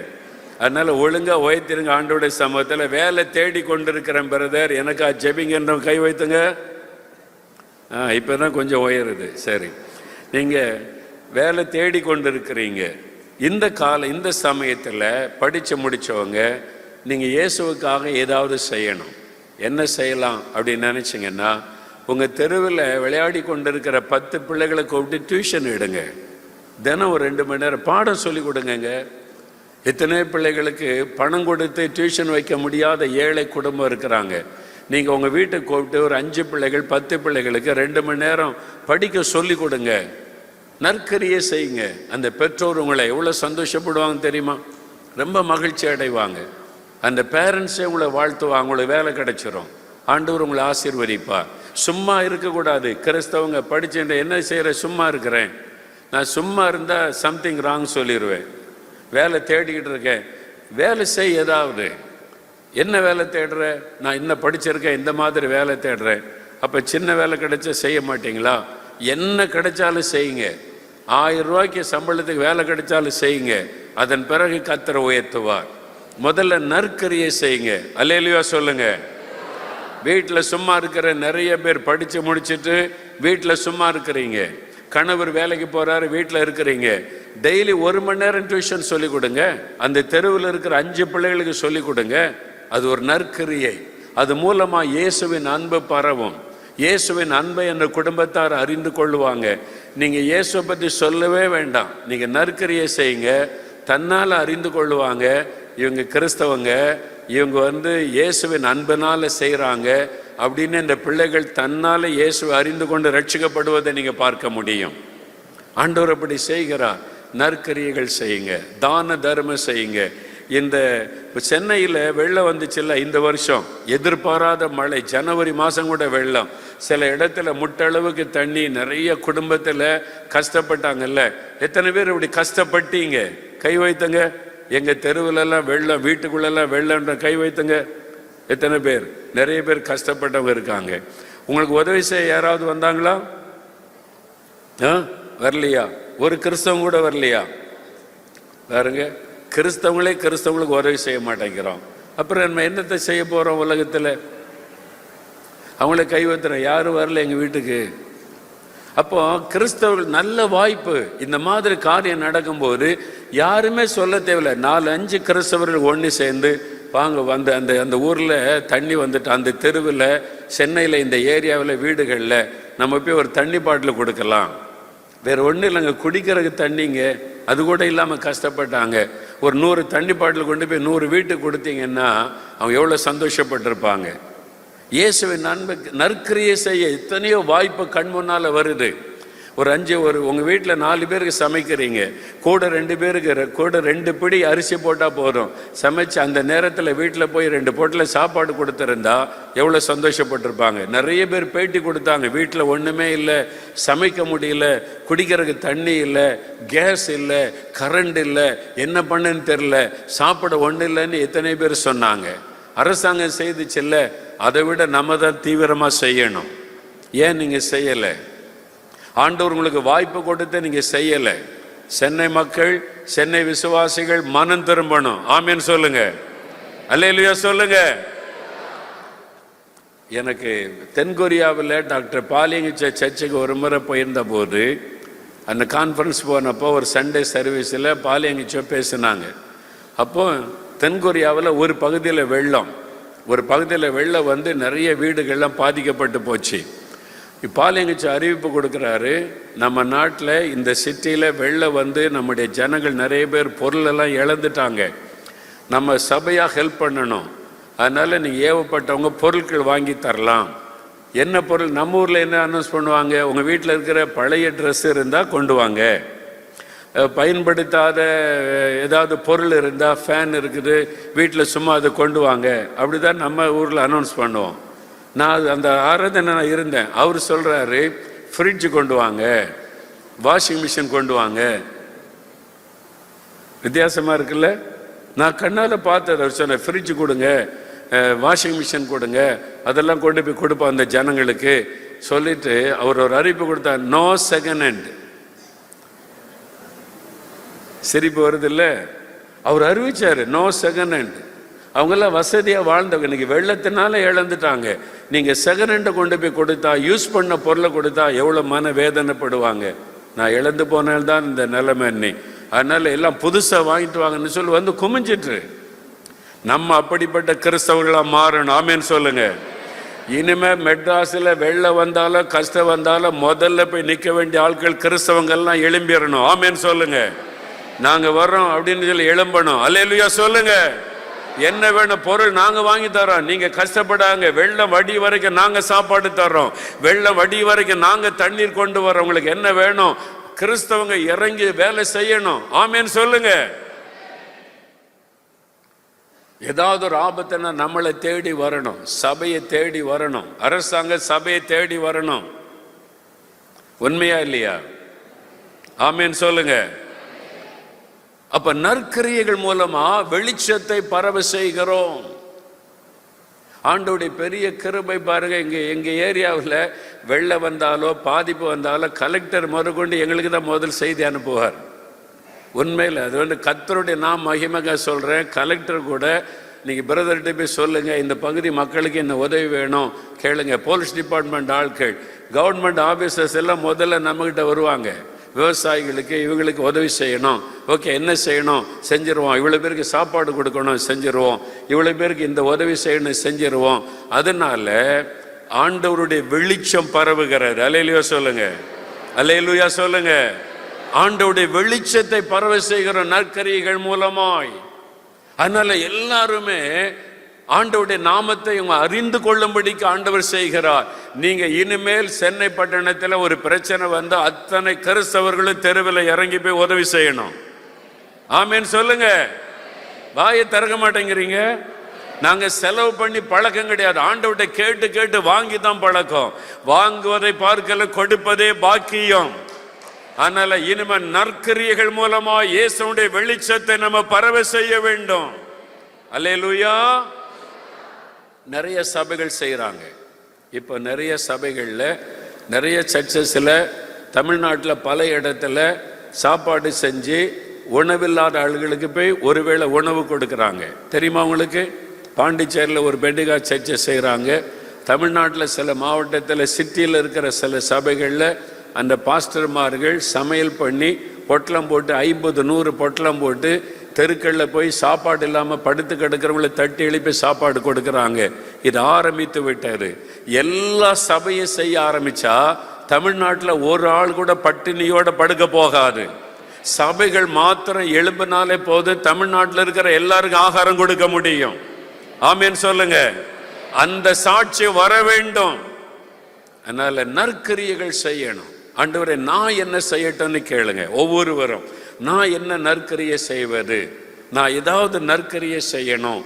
சபையில் அறிவிப்பு கொடுத்தா உடனே வந்து நிற்கணும். சர்ச்சில் சொல்கிறாங்க வாங்க இந்த மக்களுக்கு உதவி செய்யணும்னு சொன்னால் நீங்கள் உடனே வந்துடணும். என்ன செய்யணும் பாஸ்டர், நாங்கள் செய்கிறோம், எங்களை அனுப்புங்க, நாங்கள் செய்கிறோம், எவ்வளோ பணம் வேணும், அரிசி வேணுமா, பருப்பு வேணுமா, நாங்கள் வாங்கி தர்றோம், அந்த மாதிரி வந்துடணும். நம்ம எல்லாரும் சேர்ந்தபடி செய்யும்போது ஆண்டவருடைய வெளிச்சம் பரவும். அந்த வெளிச்சம் பரவினால் இந்த தீமையாக இருள் அழிந்து போகும். அல்லேலூயா சொல்லுங்க. எல்லாரும் எழுந்து நிற்போம். எல்லாம் எழுந்து நிற்போம். ஜெபம் பண்ணி நான் முடிக்க போகிறோம். 3 காரியங்கள் ஆண்டவர் நமக்கு சொல்லி இருக்கிறார்.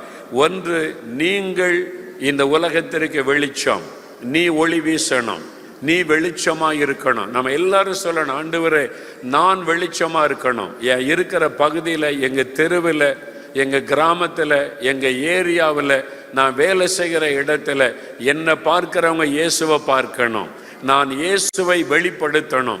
நான் எப்பவும் சந்தோஷமா இருக்கணும், மன மகிழ்ச்சியா இருக்கணும். நான் இனிமேல் துக்கத்தோடு இருக்கக்கூடாது.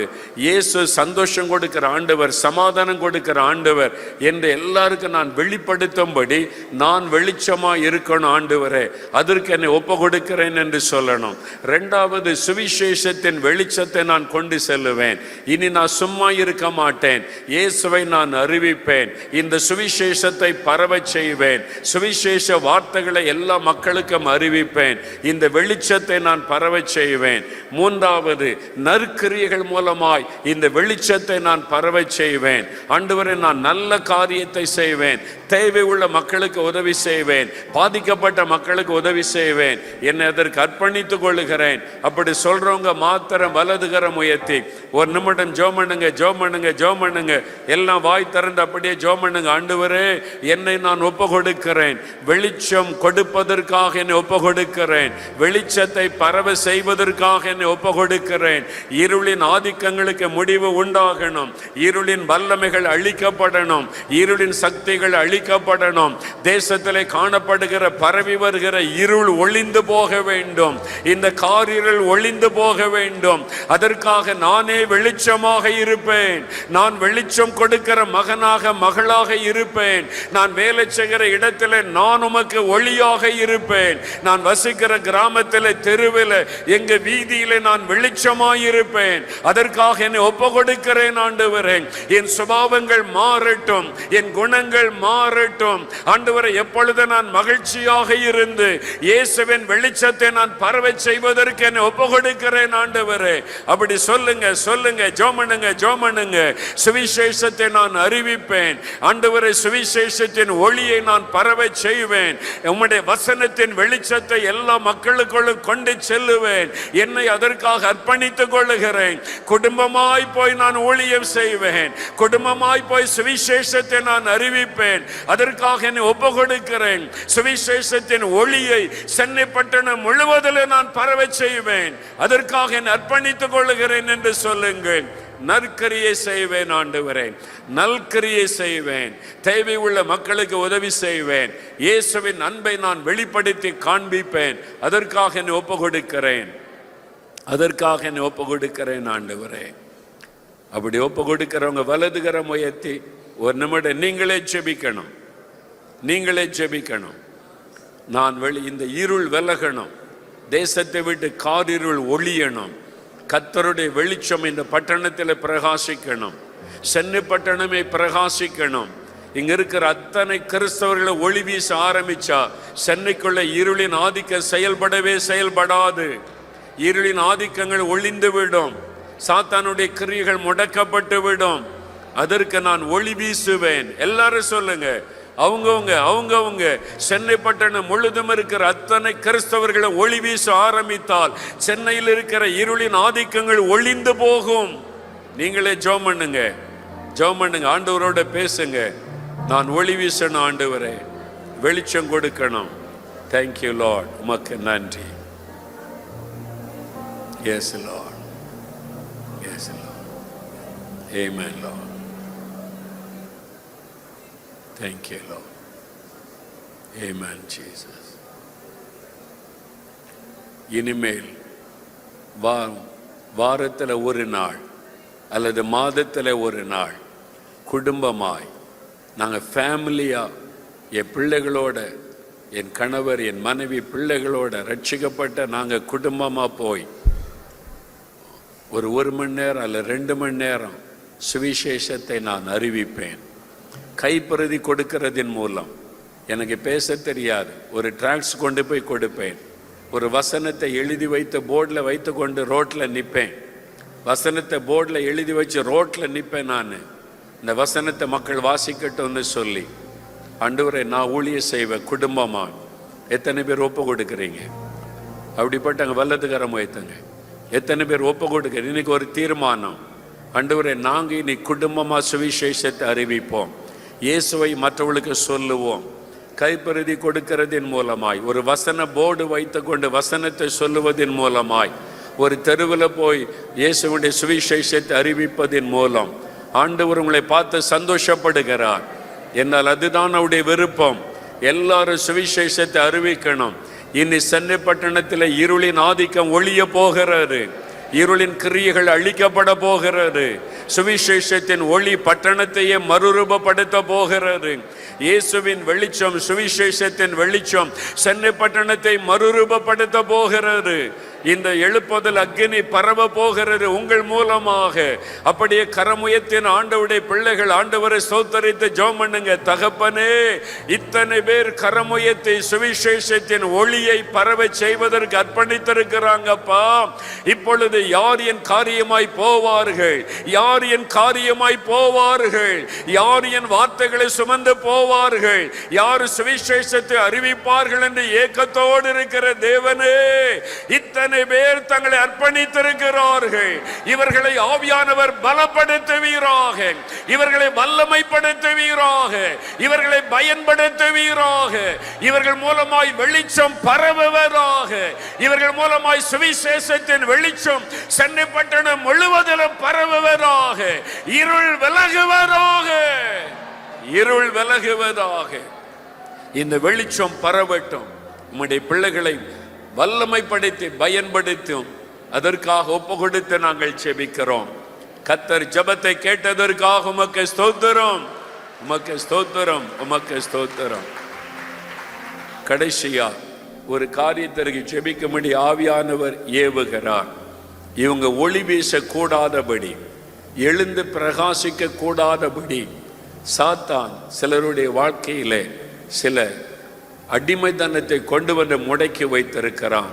அதற்காக ஜெபம் பண்ணி இந்த ஆவியானவர் சொல்லுகிறார். ஒன்று பயம், சிலருக்குள்ள காரணமில்லாத பயம், சிலருக்குள்ள மரண பயம். இதனால ஜெபிக்க முடியல, சந்தோஷமா இருக்க முடியல, எப்பொழுதும் ஒரு பயம். அந்த பயத்தின் ஆவி சிலரை அடிமைப்படுத்தி நீங்கள் பிரகாசிக்க முடியாதபடி அது உங்களை கீழே இழுத்து கொண்டே இருக்கிறாரு. இன்னொரு சிலருக்கு சோர்வு, சோர்பின் ஆவி. ஜோமணி பார்த்துட்ட ஒன்று நடக்கலை. சோர்வு என்கிற ஆயுதத்தை சாத்தான் பயன்படுத்தி சிலரை முடக்கி வைத்திருக்கிறான். ஆண்டவர் இன்றைக்கு அதில் விடுதலை கொடுக்க போகிறார். சிலருடைய கவனிங்க, சிலருக்கு பலவீனத்தின் ஆவி உங்களுடைய சரீரத்தை தாக்கி நீங்கள் ஜெபிக்க முடியாதபடி, முழங்கால் படியிட முடியாதபடி உங்களுடைய சரீரத்தை பலவீனப்படுத்தி உங்களை முடக்கி வைத்திருக்கிறான். இன்றைக்கு அந்த கட்டுகள் அறுக்கப்பட போகிறது. ஆண்டவர் அதில் விடுதலை தரப்போகிறார். ஆவியானவர் சொல்லுகிறார், இன்னும் சிலருக்கு லௌகீக கவலை பாரமாய் உங்களை அழுத்துகிறாரு. கடன் பிரச்சனை, பிள்ளைகளுடைய படிப்பின் காரியம், பண தேவைகள், லௌகீக கவலைகள், அது பாரம் உங்களை அப்படியே இழுக்கிறது. நீங்கள் எழும்பி பிரகாசிக்க முடியாதபடி அந்த கவலைகள், எப்படித்தாலும் கவலை கவலை கவலை. இதுக்கு என்ன பண்ண, அதுக்கு என்ன பண்ண, இதுக்கு என்ன செய்யறது, கடன்காரங்க, இந்த மாதிரி கவலை. ஆண்டவர் சொல்லுகிறார், என் பிள்ளைகள் ஒளி வீச கூடாதபடி முடக்கி வைத்திருக்கிற சாத்தானுடைய இந்த கட்டுகள் இன்றைக்கு அறுக்கப்பட வேண்டும். பயங்கள் விலக வேண்டும், சோர்வு விலக வேண்டும், பலவீனத்தின் கட்டுகள் அறுக்கப்பட வேண்டும், இந்த லௌகீக கவலைகள் எல்லாம் மாற வேண்டும். இன்று முதல் அவருடைய ஆவிக்குரிய வாழ்க்கை மாற வேண்டும். அதற்கு தான் ஆண்டவர் நம்மத்தில் இன்னைக்கு பலமாய் தம் ஆவியை ஊற்ற போகிறார். இது ஒரு விடுதலையின் நேரம். இது நீங்கள் விடுதலை பெற்றுக் கொள்ளுகிற நேரம். நீங்கள் எழுந்து பிரகாசிக்க கூடாதபடி உங்களை முடக்கி வைத்திருக்கிற சாத்தானுடைய கட்டுகள் அறுக்கப்படுகிற ஒரு நேரம். பயத்தின் ஆவி விலக போகிறது, பலவீனப்படுத்துகிற ஆவி விலக போகிறது, சோர்வின் ஆவிகள் விலக போகிறது. இந்த கவலையை கொண்டு வந்து முடக்கி இருக்கிற சாத்தானுடைய கிரியைகள் இன்றைக்கு அழிக்கப்பட போகிறது. ஆண்டவருடைய வல்லமை இறங்கி கொண்டிருக்கிறது. தகப்பனே, உம்முடைய வார்த்தையின்படி இவர்களுக்காக நான் ஜெபிக்கிறேன். உம்முடைய வார்த்தையின்படி நான் இப்பொழுது ஜெபம் பண்ணுகிறேன். ஹல்லேலூயா, ஹல்லேலூயா, ஹல்லேலூயா. உண்மையாகவே இந்த மாதிரி ஒரு பாரம் என்னை அழுத்துகிறது. நான் எழும்பி பிரகாசிக்க முடியாதபடி, ஜெபத்திலே வளர முடியாதபடி, சாட்சியா இருக்க முடியாதபடி, ஆண்டவருடைய நாமத்தை மகிமைப்படுத்த முடியாதபடி இவைகள் தான் என்னை அடிமைப்படுத்தி கீழே இழுத்து கொண்டே இருக்கிறது. என்னால் எழும்பி வர முடியவில்லை. எனக்கு ஒரு விடுதலை வேண்டும். இந்த பயத்திலிருந்து, சோர்விலிருந்து, இந்த பலவீனத்திலிருந்து, இந்த கவலையிலிருந்து விடுதலை வேண்டும். அப்படி சொல்றவங்க வலதுகரம் உயர்த்துங்க. அவங்க மாத்திரம் வலதுகரம் உயர்த்துங்க. ஆவியானவர் சொல்லுகிறார், ஆவியானவர் எங்கோ அங்கே விடுதலை. இப்பொழுது ஆண்டவருடைய வல்லம் உங்க மேல இறங்கும் பொழுது கட்டுகள் அறுக்கப்படும், பயங்கள் தானாக விலகி போகும், பயத்தின் ஆவிகள் விலகும், சோர்வின் ஆவிகள் விலகும், பலவீனப்படுத்துகிற ஆவிகள் உங்களுடைய சரீரத்தை பலவீனப்படுத்தி வியாதியின் கட்டுக்குள்ளே வைத்திருக்கிற ஆவிகள் விலகும். தீர்க்க முடியாத வியாதிகள் இன்றைக்கு விலகும், உங்களுடைய கவலைகள் விலகும். அதற்காக ஆண்டவருடைய வல்லமை இறங்கி கொண்டிருக்கிறது. இப்பொழுது இப்பொழுது இப்பொழுது ஒவ்வொருவர் மீதும் கர்த்தருடைய ஆவியானுடைய வல்லமை இறங்கி கொண்டிருக்கிறது. விடுதலையின் வல்லமை இறங்கி கொண்டிருக்கிறது. கட்டுகள் அறுக்கப்பட்டு கொண்டிருக்கிறது. நசரேயனாகிய இயேசுவின் நாமத்தினாலே, இயேசு கிறிஸ்துவின் நாமத்தினாலே பயத்தின் ஆவிகள் விலகுவதாக, பயத்தின் ஆவிகள் விலகுவதாக, சோர்வின் ஆவிகள் விலகுவதாக, அந்த கட்டுகள் அறுக்கப்படுவதாக. பலவீனப்படுத்துகிற ஆவிகள், சரீரத்தை பலவீனப்படுத்தி முடக்கி வைத்திருக்கிற ஆவிகள் இயேசுவின் நாமத்தில் விலகுவதாக.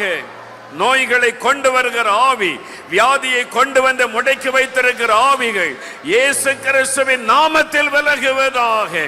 கவலைகள் கவலைகள் பாரங்களை கொண்டு வந்திருக்கிற ஆவிகள் விலகுவதாக.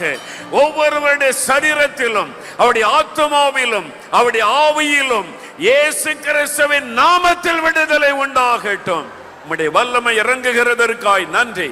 கர்த்தருடைய வல்லமை இறங்குகிறது, கர்த்தருடைய அக்கினி இறங்குகிறது. கட்டுகள் அறுக்கப்பட்டு கொண்டிருக்கிறது. இன்றைக்கு ஒரு விடுதலையின் நாள். நீங்கள் எழும்பி பிரகாசிக்க போகிறீர்கள், நீங்கள் எழும்பி பிரகாசிக்க போகிறீர்கள். அந்த கட்டுகள் அறுக்கப்படுகிறது இயேசுவின் நாமத்தினாலே. அந்த கட்டுகள் அறுக்கப்படுவதாக, சத்தனுடைய கிரியைகள் அழிக்கப்படுவதாக. விடுதலை உண்டாவதாக, விடுதலை உண்டாவதாக. கர்த்தர் கொடுக்கிற விடுதலைக்காக நன்றி, உமக்கு நன்றி. ஆண்டவருடைய பலத்த வல்லமை உங்களை தொட்டு இருக்கிறாரு. இன்றைக்கு உங்களுக்கு ஒரு விடுதலை தேவன் கொடுத்து விட்டார். இனி நீங்கள் எழும்பி பிரகாசிக்க போறீங்க. உங்களுடைய வெளிச்சம் பலமாய் வீச போகிறது. இருளின் ஆதிக்கங்கள் ஒளிகிறது, கொள்ள நோய் ஒளிகிறது இயேசுவின் நாமத்தினாலே. அந்த இருளின் வல்லமைகள் அழிக்கப்பட்டு போனது. கர்த்தருக்கு ஸ்தோத்திரம். தகப்பனே, அருமையான இந்த பிள்ளைகள் ஒளி வீசுவதற்காக தெரிந்து கொள்ளப்பட்டவர்கள். நீங்கள் எழும்பி பிரகாசியுங்கள். கர்த்தருடைய ஒளி வந்தது என்ற வார்த்தையின்படி இனிமேல் இந்த பட்டணத்திலே இருளின் ஆதிக்கங்கள் முடக்கப்படுகிறதற்காய் ஸ்தோத்திரம், அழிக்கப்பட போகிறதற்காய் ஸ்தோத்திரம். உம்முடைய பிள்ளைகள் எழுந்து பிரகாசிக்க போகிறதற்காய் ஸ்தோத்திரம். தடைகளை எல்லாம் கர்த்தர் உடைத்து போட்டு அன்பிற்காக ஸ்தோத்திரம், ஸ்தோத்திரம், ஸ்தோத்திரம். உமக்கே மகிமை செலுத்துகிறோம். இயேசு கிறிஸ்துவின் நாமத்தில் ஜெபிக்கிறோம் பிதாவே. ஆமென், ஆமென்.